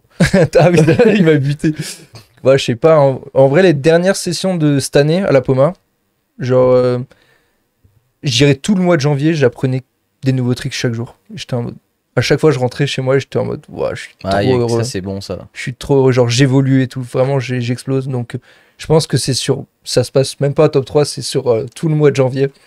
Genre, toutes mes sessions de mois de janvier, c'était incroyable. C'est quoi le trick dont t'es le plus fier, là? Je pense que maintenant, c'est le Cork 7 whip. Ah, c'est plutôt stylé, hein. Ouais, mais genre, au mois de janvier, j'ai appris 3-6 doublés barres, genre, enfin, des trucs que je pensais même pas que j'aurais le temps de faire. Et puis, bah. J'ai maintenant une aisance et tout. Enfin, tous les tricks partent assez vite. Donc, ouais, mois de janvier, c'était trop riche en nouveaux tricks pour moi. Stylé. Ouais. Profite pour remercier tout le monde du coup, parce que pour ceux qui connaissent pas, quand il y a beaucoup d'abonnements, ça crée le train de la hype. Alors ça c'est un truc de Twitch, hein, c'est pas nous qui l'avons inventé, on n'y aurait pas pensé, mais du coup voilà, quand il y a beaucoup d'abonnements, ça fait un petit train de la hype et on l'a fait. Donc merci à tous ceux qui ont participé, ça fait super plaisir et ça soutient vraiment l'émission. C'est cool. Donc merci beaucoup. Et d'ailleurs, juste après je finis les questions, mais j'avais oublié cette info là. En fait, on attendait pour faire les tasses et les t-shirts qu'on ait le nouveau logo. Et du coup, le nouveau logo est là, donc les tasses et les t-shirts vont arriver très très vite. Donc, on peut avoir un sondage quand même dans le chat, savoir si vous le validez ou pas, ce nouveau logo. Ouais, pendant qu'on finit les questions, comme ça, vous pouvez répondre tranquille. Bonne idée. Question suivante, parce que du coup, tu nous as raconté un peu ton meilleur souvenir de tes meilleurs souvenirs de session. Mais du coup, pour toi, la recette d'une session parfaite, c'est quoi? Quel ingrédient tu choisis dans ta recette? Je parie sur le soleil. C'est quoi? Moi, je dis le soleil déjà. Soleil. Ouais, je sais pas, moi je pense que ce qui est trop important c'est d'être avec des gars qui sont motivés et genre, ouais, je pense que c'est les gars le plus important. Si t'as des gars qui sont motivés, enfin tu te pousses entre nous, tu sais, on se pousse un peu tous à faire des tricks, je pense t'as le droit à plusieurs ingrédients dans ta recette. Hein. Sinon ça fait un peu faible comme repas. Je pense que c'est le plus important, d'avoir des gars cool avec toi, que tu délires, tu fais pas que genre tout est dans ton couloir et puis tu fais ça, tes tricks. Tu délires avec tes potes, tu rigoles, tu te poses, tu roules, tu chill. Je pense que ça, c'est le plus important. Je valide. Et de prendre du fun. Surtout, vraiment, ça. Si tu te forces à rouler, c'est mort. On devrait les forcer à utiliser des termes, c'est genre une petite pincée de fun. Tu sais que j'ai vraiment trop envie et je pense qu'il faut que je le fasse. Mais vas-y, je le fais pour la semaine prochaine. Et tu sais quoi, je vais faire genre des petits bols. Et sur les petits bols, il y aura écrit genre, tu sais, que face cam, en mode écrit du soleil, des potes, parce que des bières, enfin tu sais, maintenant on en a eu un nombre de réponses, et un petit chapeau de cuisinier, tu sais. Donc ça, ce sera peut-être le sondage suivant. Est-ce que vous voulez vraiment que ça devienne une rubrique cuisine, le truc? Mais ça serait trop marrant, parce qu'en plus, en fait, je pense à des formats qui peuvent être réadaptés en réel, tu vois. Et genre typiquement si on fait en mode toi tu regardes la cam et tu dis ouais je mets ça dans ma recette, ça ferait un très bon réel Insta. Et pour l'instant, on a 83% de personnes qui valident le nouveau logo. Celui qui valide pas gentil. Ton projet de rêve. Et là, t'as aucune limite. Ouais, là c'est vraiment le truc délire. On a eu des réponses rouler sur la lune, rouler sous la mer. Là, on parle pas d'un truc forcément qui soit réalisable. Hein. Quand tu rêves la nuit, tu rêves de quoi? On peut le dire comme ça, c'est plus clair. Hein. Ouais. Bah, je sais pas. Après, j'ai l'impression que je parle trop compétition, mais vraiment, mon rêve, c'est de gagner un Grand Corse. Whistler, ça serait, mais waouh, c'est vraiment le dream. T'inquiète, moi, je m'attendais à ça comme réponse. Ok. Bah, sinon, en vrai, si je ferais pas de vélo, genre, je kifferais trop faire un tour du monde. Genre, voyager et tout. Découvrir des pays, donc. Même si avec le vélo, t'en découvres, mais tu découvres pas les mêmes spots ou. Genre, t'as pas forcément le même temps que, genre, tu te prends, je sais pas, 1 an ou 2 ans et tu visites le monde entier. Bah, l'avantage, c'est que tes 2 projets de rêve que t'as choisis, ils sont très accessibles. Ouais, carrément. Parce que tu vois, par exemple, c'était Vilo qui avait dit qu'il voulait faire une vidéo où il roule sur la Lune. Ouais. C'est un peu plus compliqué. Qui voulait faire ça sous l'eau. C'était Julien Dupont. Ouais. Qui a dit modestement, j'ai raidé tous les endroits du monde, faut un nouveau truc, sous l'eau. Il y a pas quelqu'un qui nous a dit qu'il voulait faire un genre de dôme sous la mer aussi pour rouler? Ah ouais, parc sous l'eau, mais en mode. Parce que Julien, c'était en mode lui lesté avec une combinaison de plongée, tu vois. Et quelqu'un nous avait dit un dôme. C'est qui a dit ça? C'était il y a pas longtemps. Je sais plus. Ouais, je sais plus. Mais pour dire que tu vois, on a reçu des. On a eu des réponses. Je sais pas. Ah bah, projet de rêve, il n'y a aucune limite. Par contre, faut que tu te méfies parce que si t'as suivi, est-ce que t'as vu ce qu'avait répondu Emric des 9 roues en son projet de rêve? Je sais plus. Il a répondu qu'il voulait fabriquer une structure qui lui permettait de faire un backflip et d'atterrir en tapant juste la roue avant et de faire un front flip. Et d'être le premier à faire backflip, front flip. Donc attention. En l'air du coup? Ouais, en l'air. Donc il veut faire backflip, front flip. Donc attention, manie-toi d'aller au Crankworks parce que lui il arrive. Il est avec sa machine. Tu vois, tu disais derrière, quand tu top 14, derrière il pousse, bah là il pousse. Ah bah ouais, mais eux c'est aussi. Ils sont là derrière aussi. Donc dépêche-toi. Parce que lui il va arriver. Oh non, j'ai effacé toute ma note, c'est con ça. Voilà, plus de questions. Moi, je connais la prochaine. Si t'avais un super pouvoir. Excellent, j'ai retrouvé ma note et c'est vraiment ça. C'est vrai. Ouais. Putain, mais jamais j'y pense à ça. Un super pouvoir. Il y en a beaucoup. Ouais. Va-t-il répondre comme tout le monde? Va-t-il être original? Ouais, mais je vais prendre 10 ans à réfléchir. Je sais pas. Tu veux que je te donne un peu les plus donnés? Les plus donnés, déjà, c'est se téléporter. Genre, je pense que j'ai pensé, mais top, c'est téléporter. Voler. Il y avait communiquer avec les animaux. Oui, mais ça, c'est arrivé qu'une fois. Et en plus, il a changé la dernière fois, je crois. Moi, j'avais mis genre. T'as déjà joué à Forza? Non. Tu sais, dans Forza, genre, tu peux faire un retour en arrière de 30 secondes. Ok. Et genre, moi, j'avais choisi ça comme. Ah ouais, de ouf, hein. Genre un reset, tu repars de 30 secondes avant. Ok, moi, je pensais à plus du coup, mais. Non, c'est en mode. Genre, tu te crashes, tu peux annuler. Tu peux dire. Ah, c'est bah du coup être immortel, un truc comme ça, tu vois, enfin genre... être immortel, on a déjà eu le débat, c'est compliqué, parce qu'immortel, il faut se dire que tu vas dire que tu mourras jamais. Ouais, c'est vrai. Tu risques de te faire chier au bout d'un moment, quoi. Bah surtout, ça veut dire que tu vas voir un nombre de personnes que tu connais mourir. Ou genre peut-être 3 vies, tu vois, genre au moins, tu sais, bah tu dis 3 vies, c'est bien. 3 vies, c'est bénéf, ouais. 3 vies, c'est cool. Genre, tu pour une connerie, bah tu dis bah nique sa mère. Oh, tu traverses la route, il y a une voiture qui arrive, oh nique sa mère, tu le tentes. Rome a traversé l'autoroute à pied. Ouais, je pense que une 3 vies, c'est pas mal. Bah tu sais que pour l'anecdote, je crois que c'était mon beau-père qui me racontait ça. Il y a un gars qui est venu travailler à son boulot, qui venait d'Inde. Et qu'en mode, il est arrivé au boulot, tu sais, il est venu en vélo, tu sais, et il raconte, il dit, ouais, quand même, la route pour venir, un peu technique, tu sais. Et lui, il dit, comment ça, technique? Il fait, ouais, là, j'ai traversé cette route-là, ils roulaient vite, les gens. Et en fait, il montrait l'autoroute, tu vois, genre, il a traversé l'autoroute en vélo, tu sais. Et du coup, les deux voies, tu vois. Donc, il a trouvé ça un peu bizarre, de traverser l'autoroute. Dangereux en France, les routes. Ils roulent vite, hein. Donc, voilà. Dernière question, est-ce que tu as un message à faire passer? Bah déjà, merci de m'avoir invité, c'était cool plaisir. Et puis ça fait plaisir qu'on puisse parler de notre sport qui est pas forcément très connu. Et puis bah prenez du plaisir à rouler, puis c'est ça. Enjoy. Ça, ceux qui suivent, j'espère que vous avez noté que c'est vraiment, je sais jamais quelle cam je dois regarder, c'est celle-là. Vous avez noté que on a beaucoup de gens qui viennent. On a des gens qui sont pas connus, on a des superstars, il y a tous les mecs entre les deux et tout le monde. Le message général, c'est faites-vous kiffer. Donc c'est ça, c'est plus important. Et puis roulez pas pour les autres, roulez pour vous. Et le deuxième message le plus cité, voilà. Donc voilà, ça commence à devenir réel. J'espère que la génération à venir, j'espère que vous notez un petit peu ça. Ouais, bah en tout cas, merci beaucoup d'être venu, c'est trop cool. On te souhaite d'atteindre tous tes objectifs. Merci. De détrôner Brandon, de mettre le premier World First. Ah là, c'est Emile. Ouais, mais pour le T, parce qu'il avait dit que Brandon était l'initial, tu vois. Ouais. Donc on te souhaite tout ça. Surtout, tu reviens quand tu veux. Merci beaucoup. Pour nous tenir un petit peu au courant de tes avancées. Et même globalement, n'hésite pas à nous envoyer tes petits clips qu'on les passe dans les news et tout. Comme Avec plaisir. Comme ça, les gens ont envie de savoir. Merci beaucoup en tout cas. Pas de soucis. Mais ce n'est pas fini. Non, il y a le dossier. Oh putain, le dossier, j'allais direct passer à l'étape d'après. Oh, je suis un ouf. Bah tout de suite, c'est le dossier.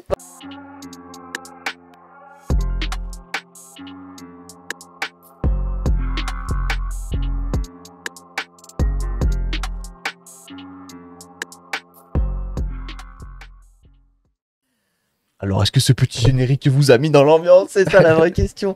Parlez pas trop fort, on est dans une bibliothèque.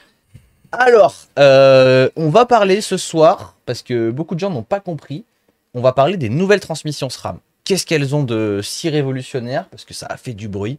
Qu'est-ce que ça apporte vraiment?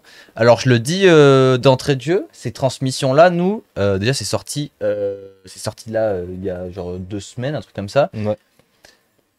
Disclaimer d'entrée de jeu, ça coûte une blinde. Genre vraiment, c'est un truc de malade mental. Genre vraiment, on reviendra un petit peu après sur l'aspect prix.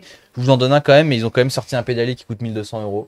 Voilà, comme ça fixe un peu le truc. Ouais, et le pédalier seul, hein, donc je vous laisse imaginer le dérailleur qui va avec et tout ça. Juste la manivelle ou il y a quand même la couronne? Il y a la couronne, Okay, elle a une petite protection. Vous verrez sur les images d'après, elle a une petite protection intégrée. C'est plutôt stylé, Et du coup, bah, malheureusement, vous en doutez. Ah oui, d'accord, je viens de voir le prix dans le chat là. Voilà, le groupe AXS 3300 €, voilà. Il y a une époque où on achetait des DH à ce prix-là, mais bon, c'est pas la question pour l'instant. Ce que je voulais surtout dire en expliquant le prix et que ça vient de sortir, c'est qu'évidemment, ce groupe-là, on n'a pas pu le tester. Donc je vais pas vous donner un ressenti de ce que j'ai pu essayer, de si c'est vrai ce qu'on dit ou pas. Je vais vous transmettre les infos qu'on nous donne et essayer d'un peu comprendre, parce que des fois il faut lire, et du coup bah, si vous avez la flemme de lire, vous avez juste à écouter. Et ce qui est vachement bien, c'est que comme vous le savez, au passage on est sponsorisé par Ultrix. Et en fait, l'avantage, c'est que j'ai pas eu trop à m'embêter. Parce que moi, j'ai pas. Attention, j'ai aucune prétention. Hein. Moi, je suis juste le mec qui s'est fait chier à lire un truc pour vous et qui va vous le dire à haute voix. Hein. Voilà. Donc, comme ça. Et en fait, tout simplement, une partie de mon petit texte, c'est la newsletter Ultrix, qui a tout bien résumé ce qui était sorti. Et d'ailleurs, en parlant de newsletter, tu as vu, il y a beaucoup de parenthèses dans cette vidéo. Bah ouais, je sais pas si tu as vu passer, j'ai mis en story. Mais on est dans la newsletter Fox de cette semaine. Parce que on a reçu les 9 roues ambassadeurs Fox, et du coup ils ont partagé l'interview. J'ai juste rigolé parce que j'ai vu la cam, tu vois, se fixer genre. Wow. Et en vrai ça régale, genre la vraie newsletter Fox, tu vois. Genre il y a tous les trucs, les nouveaux produits, les trucs, il y a les mecs de moto, ils partagent de la F1, et la toute dernière vidéo c'est nous, tu vois. Donc ça fait plaisir. Trop bien. Voilà, ça fait plaisir. Mais ouais, du coup newsletter Ultrix, donc je vais vous résumer un petit peu ce qui s'est passé. Allez, c'est parti, première photo. Donc SRAM. Depuis 1987, SRAM est considéré comme le spécialiste de la transmission vélo, en apportant sans cesse son savoir-faire au service de la performance, constamment à la pointe de la technologie. L'innovation chez le constructeur américain n'a pas de limite. Une vertu qui révolutionne les pratiques et qui lui permet de se placer au devant de la scène en termes d'équipement de vélo haut de gamme. Aujourd'hui, la qualité et la fiabilité des transmissions SRAM ne sont plus à prouver. Ouh. N'en déplaise aux rageux. Photo suivante. On pensait avoir tout vu, mais SRAM a encore une fois repoussé les limites de l'innovation avec ses toutes nouvelles transmissions VTT. Après 6 années de développement, la marque américaine révolutionne la pratique et les équipements du tout-terrain en faisant littéralement disparaître la patte de dérailleur. Pourquoi? Pour avoir apparemment une transmission plus rapide, plus précise, plus performante, un peu plus léger également. Très grande facilité d'installation, extrêmement solide et terriblement efficace. Les modèles SRAM T-Type ont tout pour eux et n'ont simplement pas d'équivalent sur le marché. Alors évidemment, là je vous lis les discours commerciaux, tu vois, donc moi j'ai pas pu tester ça, on n'a pas de part chez SRAM, donc voilà, je vous dis la vérité. Moi j'adore tout ce que fait SRAM, et honnêtement niveau transmission ils sont quand même très très forts, donc il y a moyen que tout ce qu'ils disent soit vrai, mais là quand même voilà, je le dis, je ne fais que répéter ce qu'on nous a dit, donc à voir. Là où tout le monde s'est dit, attendez. il y a un jour où on a inventé les pattes de dérailleur. Pour ceux qui ne savent pas, la patte de dérailleur, c'est la pièce qui est située entre le cadre et le dérailleur. Le petit fusible, quoi. C'est exactement un fusible. Et à quoi ça sert un fusible? Ça sert à ce que ce soit le truc qui lâche. Donc ça veut dire que si tu te prends un coup de pied dans ton dérailleur, c'est la patte de dérailleur qui casse, c'est pas le cadre. Et là, on se dit, mais attends. Genre, ils nous ont inventé un dérailleur à 3000 € et ils ont enlevé la patte de dérailleur. Genre, ça veut dire que si je tombe, qu'est-ce qui va se passer? C'est mon cadre qui va péter ou c'est mon dérailleur à 3000 €? Et il faut savoir que il y avait déjà sur les dérailleurs SRAM, les actuels, ceux d'avant ça, un embrayage dedans, tout simplement. Il y a un petit truc, vous le voyez sur les dérailleurs SRAM, il y a un petit logo avec écrit bearing clutch, il y a un roulement embrayage. Et en gros, quand on tape sur le dérailleur, et ben le dérailleur il va se cacher au fond comme ça. Et en y repensant bien, moi j'ai jamais pété de dérailleur SRAM qui avait ce système-là, donc je sais que ça marche. Et là, si je dis pas de bêtises, je crois qu'ils l'ont un petit peu rajouté électroniquement. Et du coup, vous avez dû voir un millier de photos, photo 3, de mecs qui ont tous acheté ces dérailleurs et qui ont fait, j'ai vu des vidéos et tout qui sautent dessus. Peut-être ils sont sponsors SRAM aussi. Mais c'est un peu le truc, tu vois, genre comme à chaque fois qu'il y a un iPhone, tout le monde fait des vidéos où il le casse pour voir un peu comment il est solide et tout. Et ben là, on a vu passer un millier de photos de personnes qui... Même des vidéos, ils le balançaient contre le mur, ils sautaient dessus. Et même chez SRAM, ils ont fabriqué carrément un système où en gros, le cadre, il est accroché par la douille de direction avec le dérailleur au bout et ils le prennent comme ça et paf, ils le lâchent contre un poteau, tu vois. Et ils font ça 10 fois, 20 fois, 30 fois. Et à chaque fois, le dérailleur est comme ça. Et je crois que c'est électronique parce qu'il me semble avoir entendu parler d'un truc où justement tu appuies sur un bouton pour le remettre en mode bien.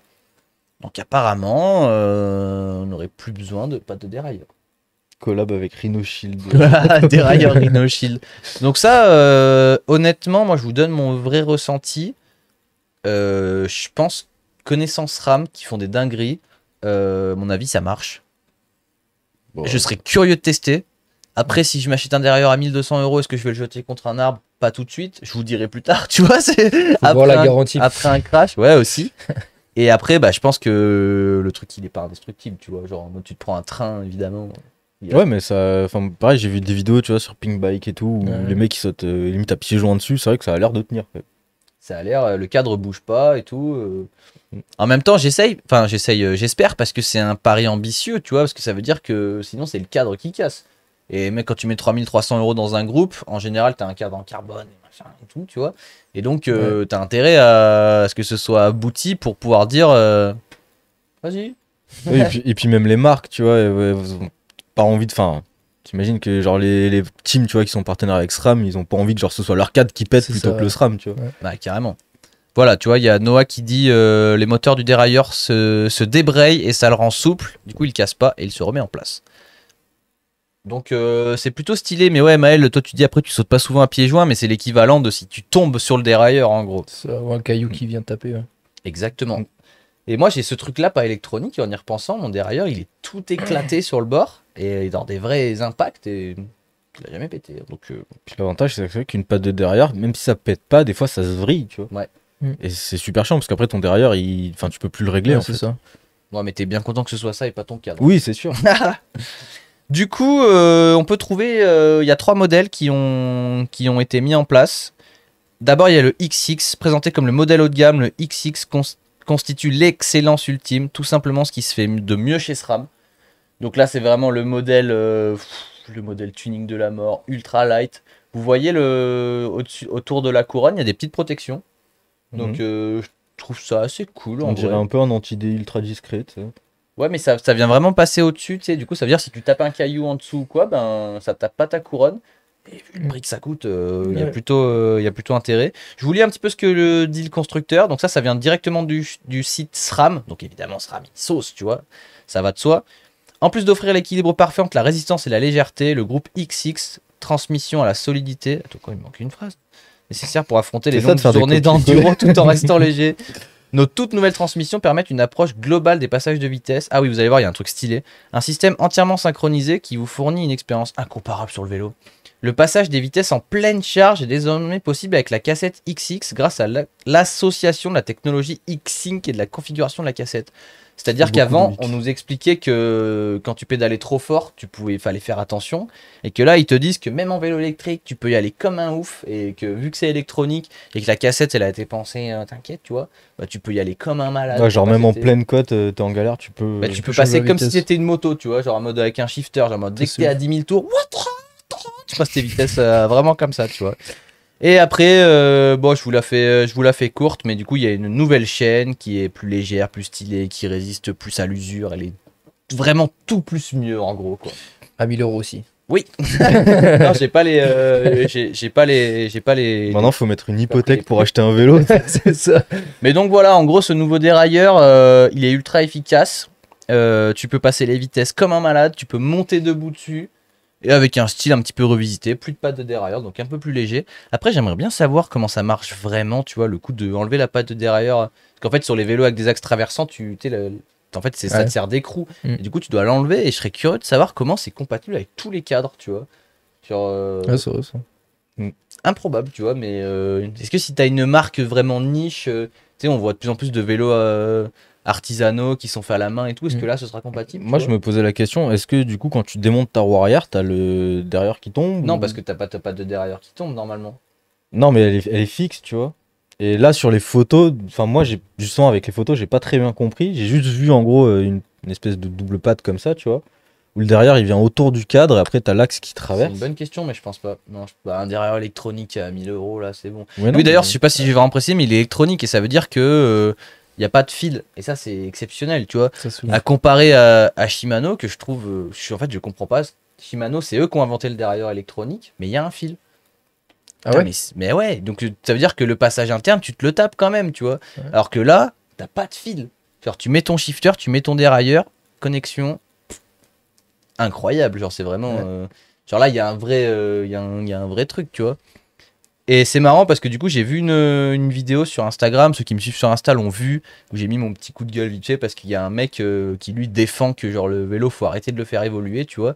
Et il montrait une vidéo comme quoi, genre c'était filmé de l'arrière, il y avait 2 dérailleurs, et il montrait que genre les vitesses passaient à la même vitesse sur un Campagnolo de 1980 que sur le nouveau dérailleur SRAM, tu vois. Et qu'en gros ça servait à rien d'acheter des dérailleurs SRAM à 2000 € et qu'il valait mieux prendre des Campagnolos de 1980, tu vois.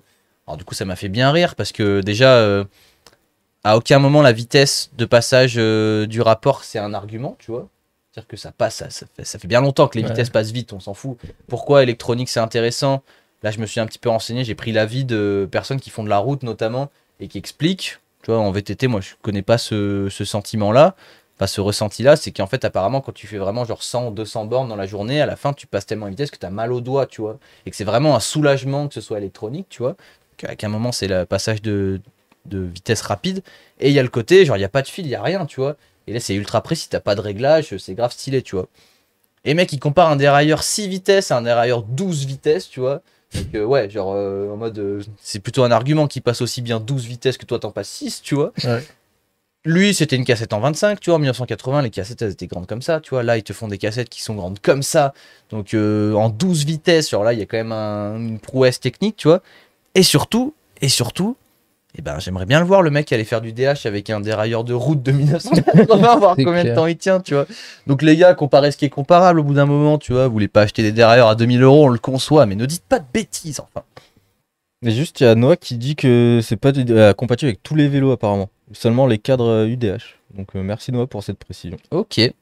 Eh ben ouais. Mais je sais pas ce que c'est un... Mais à mon avis, toutes les grosses marques, genre par exemple, tu vois, nous sur notre Trek, tu te poses même pas la question, genre marque américaine et bah tout, tous les vélos un peu récents, je pense qu'ils vont s'adapter un peu à ce truc-là. Bah, après, c'est ça aussi, tu vois, les constructeurs, ils inventent des choses. Genre par exemple, avant, j'ai mangé le nom, mais les étriers de frein, ils se fixaient par le côté. Et un jour, tu as un constructeur qui a dit, ouais, nous, on fait comme ça, tu vois. Et maintenant, tous les vélos sont comme ça. Les innovations des marques de vélos suivent un peu, enfin, tu sais, c'est un truc un peu généralisé. Comme par exemple le fait que, tu vois, tu as Apple qui supprime sa prise jack, tout le monde gueule, et après, bah, plus personne met de prise jack maintenant, au final. Tout le monde se suit un petit peu la tendance, tu vois. Surtout si c'est pour apporter une réelle innovation et dire, ouais, ça c'est trop bien, vas-y. Les fabricants de cadres, ils ont aucun intérêt à pas rendre leur prochain cadre compatible avec ce système, tu vois. Ah, son bac de 2022, derrière passe pas dessus. Ouais, mais ça, c'est pas étonnant parce que ça, tu vois, si le cadre il a été inventé avant ça, ils pouvaient pas savoir et ainsi de suite. Et SRAM, ils vont pas non plus contacter tous les constructeurs à dire oh. Et puis bike de 2022 veut pas dire que le bike a été inventé en 2022. Des fois, c'est juste les peintures qui changent et tout. Donc, mais à mon avis, s'il s'avère que le système SRAM est efficace, tous les constructeurs s'y mettront et même après, ce sera nul. En mode, tu vends ta marque et tu peux pas mettre ce que tu veux dessus, c'est nul, tu vois. Donc, il va falloir suivre.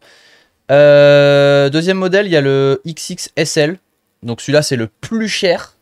C'est le même, mais sauf que celui-là, il est conçu... dans une version plus légère, sa déclinaison du XX est taillée pour le cross-country. Quand la perfection et la légèreté se rencontrent, l'efficacité ne peut être au rendez-vous. Du coup, tout simplement, celui-là, il est plus léger. Mais du coup, évidemment, ça c'est pas écrit dedans, tu vois, mais il est un peu moins solide. Enfin, c'est ce qu'on en conclut. C'est ce qu'on en conclut, tu vois. Donc pour le cross-country, il faut un truc qui est un peu plus léger, et donc qui est un peu moins résistant. Et donc à l'inverse, l'autre est un peu plus lourd, mais un peu plus solide. Et du coup, celui-là de pédalier a l'air d'être en carbone. Contrairement aux autres qui sont en alu taillé masse, ce qui est plutôt stylé. Et alors là, là où on voit qu'il y a un truc qui est assez bluffant, tu vois, là où on voit que SRAM, ils ont pris un parti pris assez ouf, tu vois, c'est que, je vous lis exactement le titre du truc, hein. Le nouveau groupe X0, le plus accessible. Donc maintenant, SRAM X0, c'est devenu le truc pas cher, tu vois. C'est devenu le truc accessible, le groupe X0. Le groupe X0 rend la performance encore plus atteignable, des plus petits prix pour une qualité toujours aussi grande. Voilà, donc ça c'est le nouveau groupe X0. Donc là, c'est pas DH, hein, évidemment, c'est Enduro.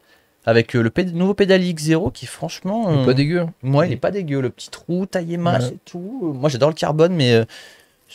et il est pas... Le prix est pas non plus... Ouais, je crois qu'il coûte un tout petit peu plus cher que les X0 actuels.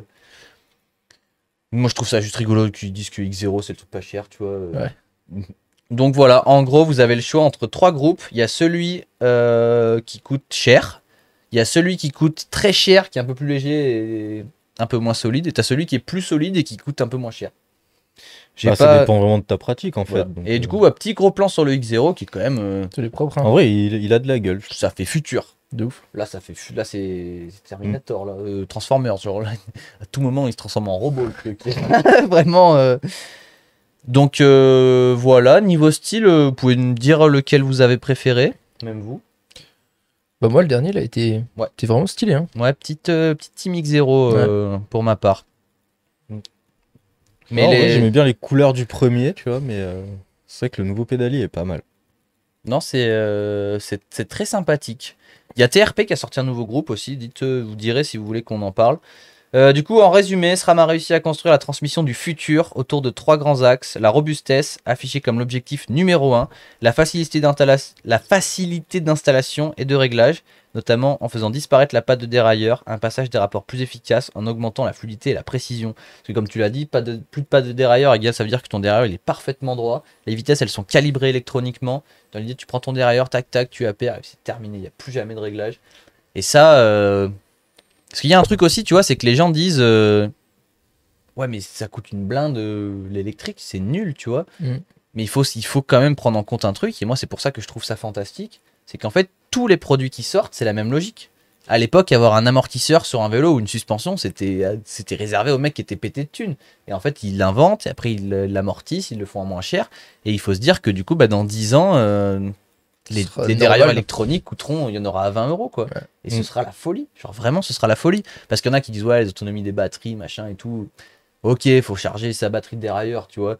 Mais je crois que c'est donné pour genre une trentaine d'heures, un truc comme ça, tu vois. Et puis si vraiment tu veux pas être emmerdé, des batteries, tu t'en achètes 12 et comme ça, elles sont toutes chargées. C'est comme ta GoPro, en fait, tu vois. Si t'es prévoyant, normalement, t'as pas de soucis. Hein. Et juste, ils font que du 12 vitesses? Ouais, que du 12. Ok. Et tout en électronique. En vrai, j'aime bien la mécanique, ça me dérange pas de faire un réglage qui prend 30 minutes. Ouais, non, c'est sûr, mais c'est pas qu'une question de pas faire le réglage, c'est qu'une question que ça passe excessivement bien, tu vois. Genre, parce qu'après, il y a aussi un truc, moi je suis déjà allé en formation chez SRAM, alors c'était pas ceux-là, mais j'ai déjà testé, tu vois, des dérailleurs électroniques, et c'est vrai que c'est abusé, tu vois. Alors là, tout de suite, je dis pas qu'il faut absolument s'acheter ça, et que même si on n'a pas d'argent, il faut faire un crédit, il faut vendre sa maison pour s'acheter ce genre de dérailleur. mais c'est vraiment bien. C'est vraiment. De toute façon, c'est le futur, hein. Faut l'accepter. C'est ça, ouais. Et puis de toute façon, moi je suis pas là pour vous le vendre actuellement, je suis là pour vous expliquer un petit peu ce qui se passe pour mieux comprendre. Et ouais, voilà, ouais, mais ça va, juste recharger une batterie, c'est pas la fin du monde, on est bien d'accord.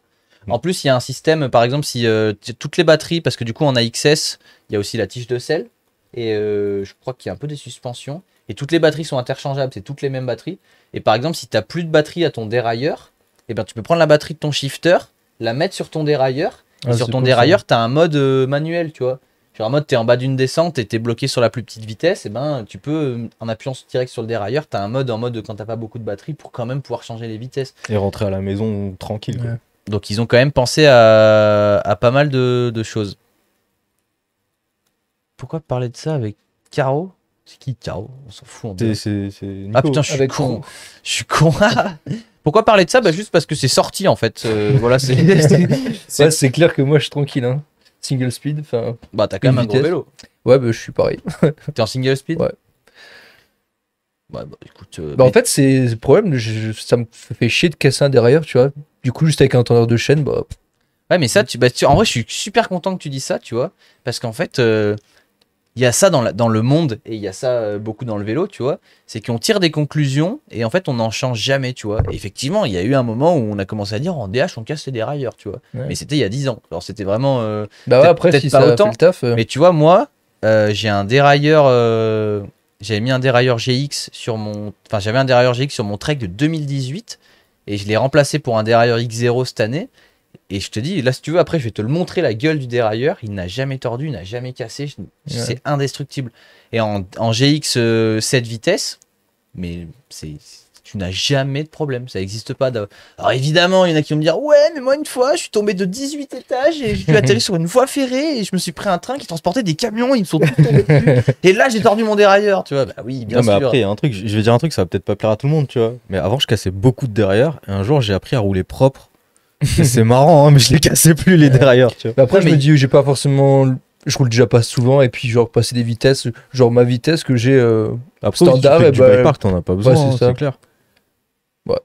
Après, un gros enduro, bah ouais, là, ok. Ah bah là, t'es obligé, tu veux. Mais. Mais les dérailleurs ont vraiment évolué, tu vois. Et là, je parle pas que de SRAM. Tu prends à l'époque, les dérailleurs DH, c'était des chewing-gums, tu vois. Ouais. Et là, tu prends un GX ou même un Shimano, tu vois, un Shimano DH. Déjà, rien que pour sortir la chape à la main, il faut commencer. Enfin, tu le sens, tu vois. Tu es en mode que si tu lâches, que tu laisses ton doigt dedans, ton doigt il se coupe en deux, tu vois. Donc, ça a bien évolué et c'est devenu. C'est plus un problème de rouler avec un dérailleur, je te le dis. Et bah, surtout si en plus, maintenant, il n'y a plus de pattes et tout, peut-être que. Le problème sera résolu. À voir. Et du coup, en d'autres termes, le constructeur américain s'est lancé le pari de faire oublier les 3 grands points faibles des transmissions vélo. Et on peut dire qu'ils ont réussi leur mission. Évidemment, je vous le dis, tous ces groupes-là sont actuellement disponibles en stock chez Alltrix. Donc voilà, si jamais vous voulez le choper, n'hésitez pas à passer sur Alltrix, qui est notre partenaire et qu'on remercie.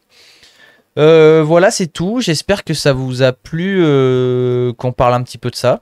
Donc encore une fois, nous on adorerait le tester. Vous savez quoi? Je vais contacter SRAM France. SRAM France, ils sont à 30 km d'ici.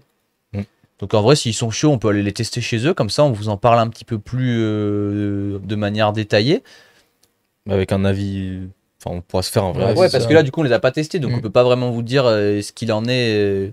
Mais voilà, comme ça, vous savez un petit peu ce qui vient de sortir.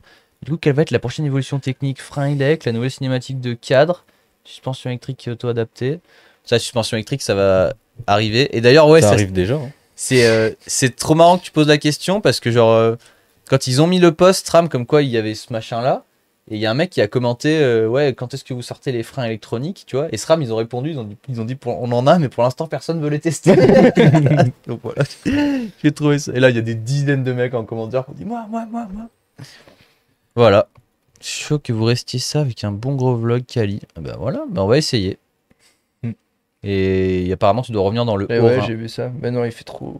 C'est pas beau. L'ABS, c'est un cheat code. Bah, l'ABS, Shimano en développe un, mais je crois qu'il pèse 30 kg leur ABS. Du coup, voilà. Non, voilà, j'espère que cette petite rubrique mécanique vous a plu. Comme ça, on en sait un petit peu plus. Et n'hésitez pas dans le chat ou en commentaire à dire de quoi on peut parler la prochaine fois. Tout simplement. Et en vrai, on pourrait faire l'histoire de SRAM la semaine prochaine. Vendu. Semaine prochaine, vous aurez l'histoire de SRAM. On reste un petit peu dans la mécanique, parce que maintenant, on va tout simplement regarder vos vélos. On a le top 5 des vélos qui ont été envoyés par mail.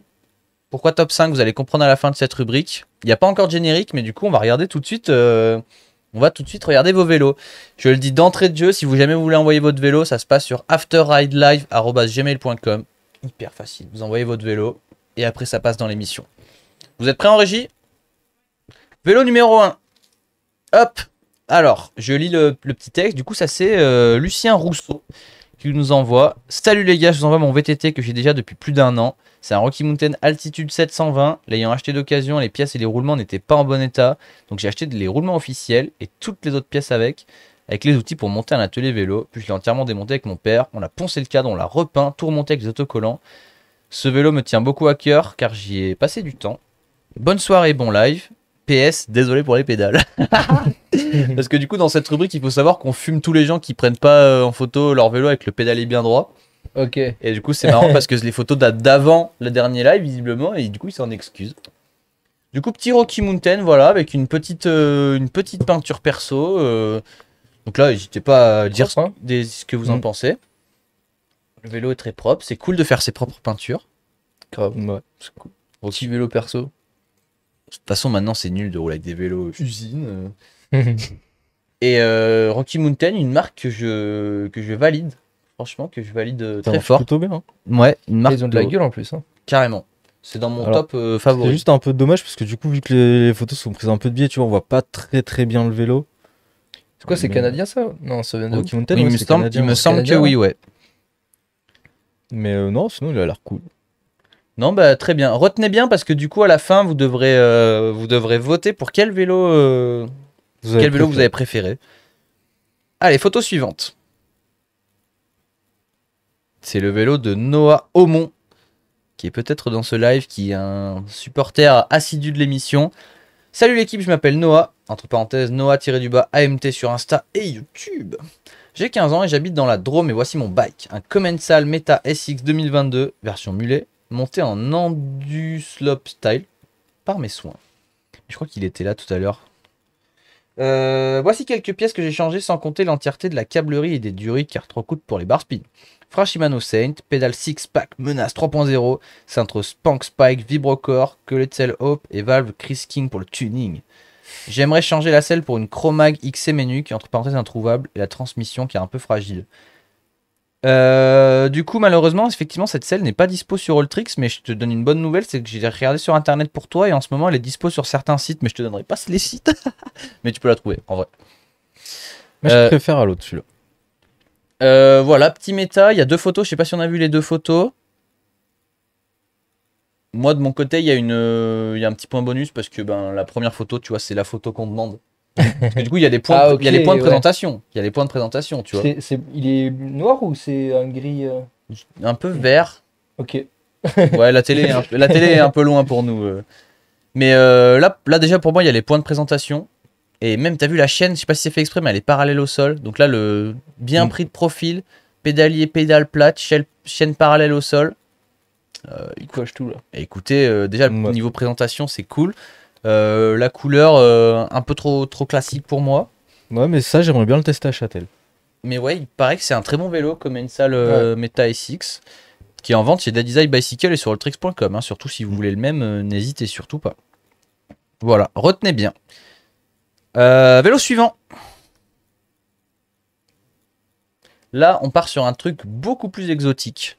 Du coup, c'est Nathan Blanchon qui me dit pour commencer, je passe le bonjour à toute l'équipe. Et ça, c'est très gentil. Donc, même l'équipe de derrière, je suis sûr qu'il t'avait inclus dedans, c'est une évidence. Bonjour tout le monde, bonjour à toi.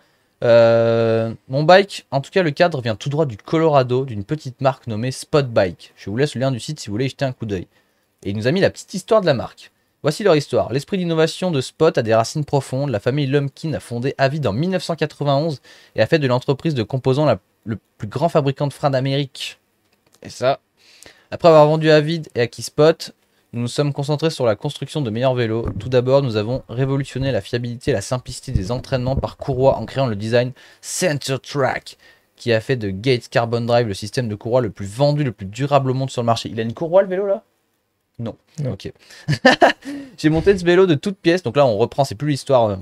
J'ai monté ce vélo de toutes pièces à la carte. Le cadre, j'ai acheté à un passionné qui l'a fait importer des USA, puis j'ai mis les composants que je voulais pour qu'ils me conviennent le plus possible. La fourche a été montée récemment et a été achetée à Louis Reboul. C'est une Suntour? Oui, ouais. La petite anecdote. Alors, le bike check. Cadre Spot Rollick 607. Amortisseur Fox Float DPX 257. J'arrive plus à parler là. Toi, t'as pas pris à boire? Tu veux un truc à boire? Ça va, moi j'ai pris avant, merci. Tu peux demander. Ça va, ça va. Régie serveur, c'est assez stylé. Du Rolux 36 en fourche. Mavic XA Elite 27.5. Des pneus Maxxis Air Roller devant. Pneus arrière Michelin DH. Ah ouais. 2 pneus différents. Ah bon. Shifter SLX. Pédalier Trouvatif 12 vitesses Boost. Frein Magura MT Trail Sport. Levier droit Shimano Saint. Ok, donc il y a un petit peu du dépareillé. Magura HC les disques. Poignée Odivan, ça j'adore. Cintre Reverse Nikovink, bah, comme on a juste au-dessus de notre tête. Une tige de selle télescopique KS. Et une selle Reverse Nikovink. Sur ce, je vous laisse et j'espère passer dans l'émission. Eh ben regarde. Et ton Instagram est noté sur la photo. T'en penses quoi, toi? Eh ben, pas mal. En plus, c'est trop cool de voir des marques pas connues comme ça. Parce que tu vois toujours les mêmes marques et tout. Et vraiment, je connaissais pas du tout ça. Moi non plus. Et il a une bonne gueule, hein. On dirait un peu un slop et tout. Ouais, il est stylé en carbone. Après, c'est carbone? J'ai l'impression qu'il est en carbone, non? Je sais pas. Nathan, si tu es dans le chat, n'hésite surtout pas à nous répondre. Ouais, je sais pas, j'aurais tendance à penser que c'est du carbone. Ah oui, c'est du carbone. Ok. Ou alors il répond à la question, est-ce que les poignées Odivan existent en verre fluo?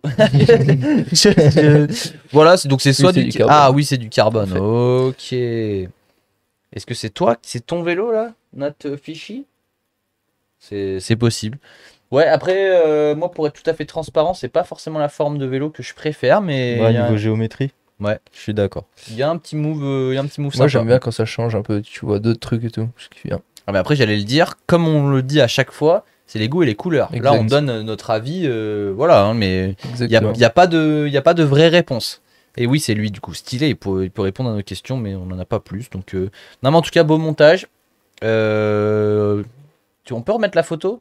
Je crois on va pas avoir le point bonus de présentation. Si, il me semble que les pédales étaient bien alignées. Ouais, mais normalement tu ouvres le bar avec le vélo de côté, tu vois. C'est comme ça que ça fonctionne. Voilà, on peut noter quand même qu'ils ont retenu ce que tu as dit. La plupart des vélos, pour l'instant, ils ont quand même le pédalier droit, les pédales bien alignées. C'est pas moi qui ai inventé ça, donc c'est faux, la photo date d'avant. Il y a plein de gens qui savent ça, tu vois. Ouais, non, on m'a toujours dit de faire une photo. Tu mets bien le pédalier parallèle au sol. C'est vrai. Mais j'espère que les jeunes diront qu'ils ont appris ça dans After Ride. Ça, c'est vraiment l'accomplissement final, tu vois. Et tu sais quoi, même dans Pimp My Bike, tu vois, j'ai tellement fait chier Pierre avec ça que la dernière fois, je l'ai vu. Il a mis le vélo pour filmer les plans d'illustration. Il prend sa cam. Moi, il m'a pas vu, tu vois. Et genre, il regarde le vélo, il repose sa cam, il fait un tour en arrière avec le pédalier, il met la pédale droite, et là, il reprend sa cam, tu vois. Il a limite sorti le niveau, tu sais. Ouais, Psychopathe, j'aime aussi qu'il y ait la marque du pneu de l'avant et de l'arrière qui soit au même endroit, tu sais. Ouais. Ça, je sais pas. Avec la valve alignée, ouais. Ça, moi, je m'en fous, mais je le fais pour pas qu'on me dise que je l'ai pas fait. Au début, on me disait, ouais, t'as pas aligné la valve. Et du coup, maintenant, je l'aligne comme ça, voilà, on me fait pas chier. Genre, par exemple, dans mon live mécanique de lundi, j'étais en train de monter des pneus sur une roue. Et il y a un mec, première fois dans le chat de cet utilisateur, il met, ouais, t'as pas aligné les valves. Et après, il parlait plus. Genre, c'est le seul message qu'il a mis dans le chat. C'est enfoiré. Allez, vélo suivant. Denis Williams. Attention, une description pleine d'émotions. Salut, voilà quelques photos du vélo de mon fils que l'on a refait en s'inspirant du masque Smith. Enfin, super original. J'aime bien. C'est quoi du coup? Comme vélo, je sais pas, j'arrive pas à lire d'ici. Norco, ok. Moi, je kiffe. Ouais, j'aime bien la peinture zèbre. Franchement, c'est énervé. Avec le petit pike en rose. Ah ouais, moi j'allais dire dommage. Ah ouais? Ouais. Tu l'aurais mis moi j'adore blanc et noir, genre ce combo. Et genre rien d'autre, genre bicolore. Ok. Ah, le vélo de Semenuk, il a vraiment le blanc et noir d'un côté là. Moi j'ai fait ça sur mon vélo maintenant. Ah ouais? Ouais. énervé. J'ai trouvé ça incroyable. Mais c'est genre, génial. Je regardé la vidéo et j'ai fait putain, mais il change de bike ou quoi. Et après, j'ai capté qu'en fait, maintenant, il avait fait un côté noir et blanc. Et je fait, je veux cette peinture aussi. C'est une dinguerie. Ça, je valide fort. Comment je peux envoyer mon vélo? C'est très simple. Tu peux l'envoyer sur afterridelive@gmail.com. Alors, tu passeras pas ce soir dedans, mais tu peux potentiellement passer dans la prochaine émission. Parce que du coup, ce format-là, vous aimez bien. Du coup, on va le faire toutes les semaines. On s'y est engagé. Non, moi je valide fort. Ça a l'air d'être un grenoblois. Ouais. À mon avis, c'est le mur du skatepark de la caserne de Beaune, ça, je crois. Tu penses? On dirait un peu. Ouais, je ne sais pas, par contre. Après, il change tellement de graphes tout le temps que. Non, mais très. Je valide. Pour l'instant, au niveau esthétique uniquement, c'est celui que je préfère. J'aime bien quand ça tape à l'œil un peu. Dernier vélo. Lucas Gauthier. Salut, je m'appelle Lucas, mon vélo est un Commensal Meta SX de 2017, deuxième Meta SX. Il pèse environ 15 kg, c'est un super vélo, super pour la descente et le freeride. Les pièces sont RockShox Spike devant, RockShox Monarch derrière, SRAM GX, SRAM Guide, jante Mavic D-Max. Merci pour les lives qui sont bien cool à regarder. Merci pour ta participation déjà. Et écoute, vélo, ouais, un peu à l'ancienne celui-là. Toi, la forme, déjà, je pense qu'il fallait choisir une forme, je pense que ce serait celui que je préférais, niveau juste vraiment forme du cadre. Moi je mets un petit point bonus qui n'existait pas avant pour le côté un petit peu... Robin Séné serait fier, tu vois. De la composition de la composition. Dommage que le pédalier soit pas bien, hein. Mais du coup il perd un point mais il en gagne. C'est dommage du coup parce qu'on voit pas très bien le détail des roues, tu vois, mais c'est vrai que dans les fougères et tout c'est joli. Bah après la photo 2 en soi elles étaient entières les roues, mais c'est moi qui ai fait ce petit montage des deux. Donc ça on peut pas lui enlever de point pour ça, c'est moi qui ai croppé sa photo pour que ça rentre sur une seule. Donc ça c'est bon, tu n'enlèves pas ce point là. J'ai pas dit que j'enlevais des points. Mais non, écoute, vélo très sympa, je pense que c'est celui que je préférerais rouler. Ok. En termes de cadre, mais voilà. Non, moi j'ai trouvé mon préféré, c'est bon. Moi aussi. Le zébré. Moi le premier. Alors là, si du coup on peut... Le premier? Ouais. C'est vrai qu'il était pas mal. Mais du coup, ce qu'on peut faire, voilà, si on peut revoir un peu tous les vélos pendant qu'on fait un... Bah, il y a déjà putain, mais ils sont trop forts, j'ai rien eu le temps de demander. Il y a actuellement dans le chat un sondage. Donc si jamais vous êtes en plein écran, sortez de votre plein écran et regardez le chat. Il y a un sondage et vous pouvez voter pour le vélo que vous avez préféré. De 1, 2, 3, 4 ou 5. Donc le premier c'est le Rocky Mountain. Le deuxième c'est celui-là que vous voyez actuellement, le Meta SX. Le troisième c'est le vélo américain un petit peu bizarre en carbone. Enfin je le décris comme ça hein, parce que c'est le vélo original. Le quatrième c'est le Zèbre. Et le cinquième c'est le Meta SX un peu old school. Bon, nous on vote pour lequel? Bah moi perso je voterais esthétiquement et tout, genre même à rouler le 4. Mais si je devais l'acheter, genre vu que j'aime bien les trucs sobres, bah le 2. Ok. En plus il a une le Rocky. Le Rocky, mais je vais inventer une tradition comme quoi ce sera notre invité qui mettra sa voix dans le sondage. Donc je te fais voter numéro 1. Ouais.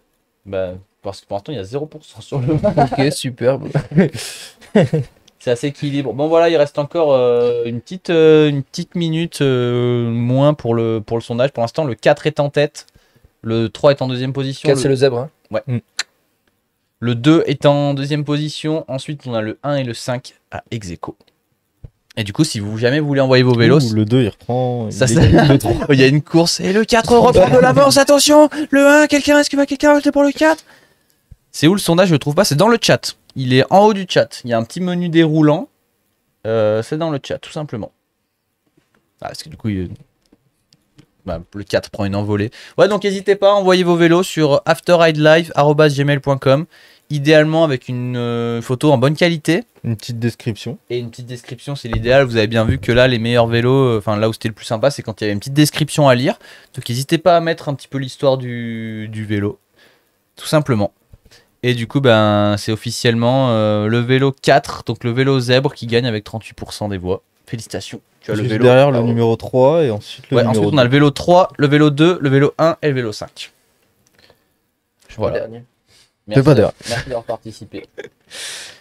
Et du coup, voilà, on finit cette émission tranquillement. On a fait une conclusion la dernière fois et en plus, ça a été demandé en commentaire YouTube. Ça a été rigolo et tout le monde est d'accord pour dire qu'on arrête de faire des jeux en fin d'émission. Parce que sinon, les émissions durent trop longtemps. Du coup, voilà, on arrive tranquillement à la fin de cette émission. Je vous explique la suite pendant que notre invité pratique une petite dédicace sur le mur. Peu importe. Il faut juste que ce soit en dessous des LED. Donc même que ça dépasse pas à droite, il faut vraiment que ce soit genre là, ouais. En fait sinon on le voit. Il y a un gros trou derrière toi dans l'angle si jamais. Il faut juste que ce soit un endroit parce que sinon on le voit pas à la cam, c'est dommage. Et du coup ouais, comme on vous l'a dit la dernière fois, on se reprend en main de fou. Du coup on se retrouve vendredi à 21 h pour une soirée de chill. Petit gros plan sur ton cul, ça régale. Pour les fans. Donc on se retrouve vendredi à 21 h pour une soirée de chill. Je sais pas exactement ce qu'on va faire encore, mais voilà.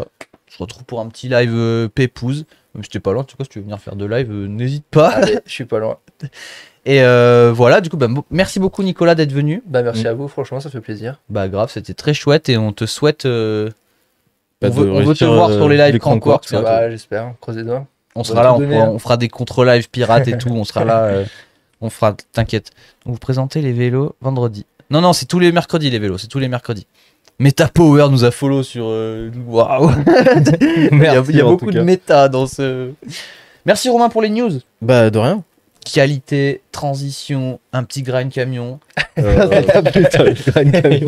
Ça c'était vraiment chouette. Merci à la régie d'avoir fait un travail formidable comme d'habitude. C'était très chouette. N'hésitez pas à vous abonner à nos différents réseaux, même à l'Insta de Nicolas qui est épinglé en haut du chat. On ne peut pas faire plus simple, il y a un lien. Voilà, vous cliquez en haut du chat, vous arrivez sur l'Insta de Nicolas. Qu'est-ce que je rajoute? Merci à nos partenaires de nous suivre. Merci à Daddy's Hype. Il y a les vêtements de la collection Daddy's Hype sont en commande. Ok, parce que ça fait un moment quand même qu'on avait dit que ça arrive bientôt. Mais là, ils sont en commande. Ok. Là, c'est en cours de livraison. Donc là, c'est vraiment... ça arrive fort. Merci à Ultrix.com de nous soutenir depuis le départ. Ça fait très plaisir. Merci au Bike Park de Châtel, au 1861 Châtel-Hostel. Et enfin à WeRide à Lyon. Tu vas pouvoir aller y faire un tour. Moins 10% si vous venez de notre part. T'as moins 10% si tu dis que tu nous connais. Allez. BNF.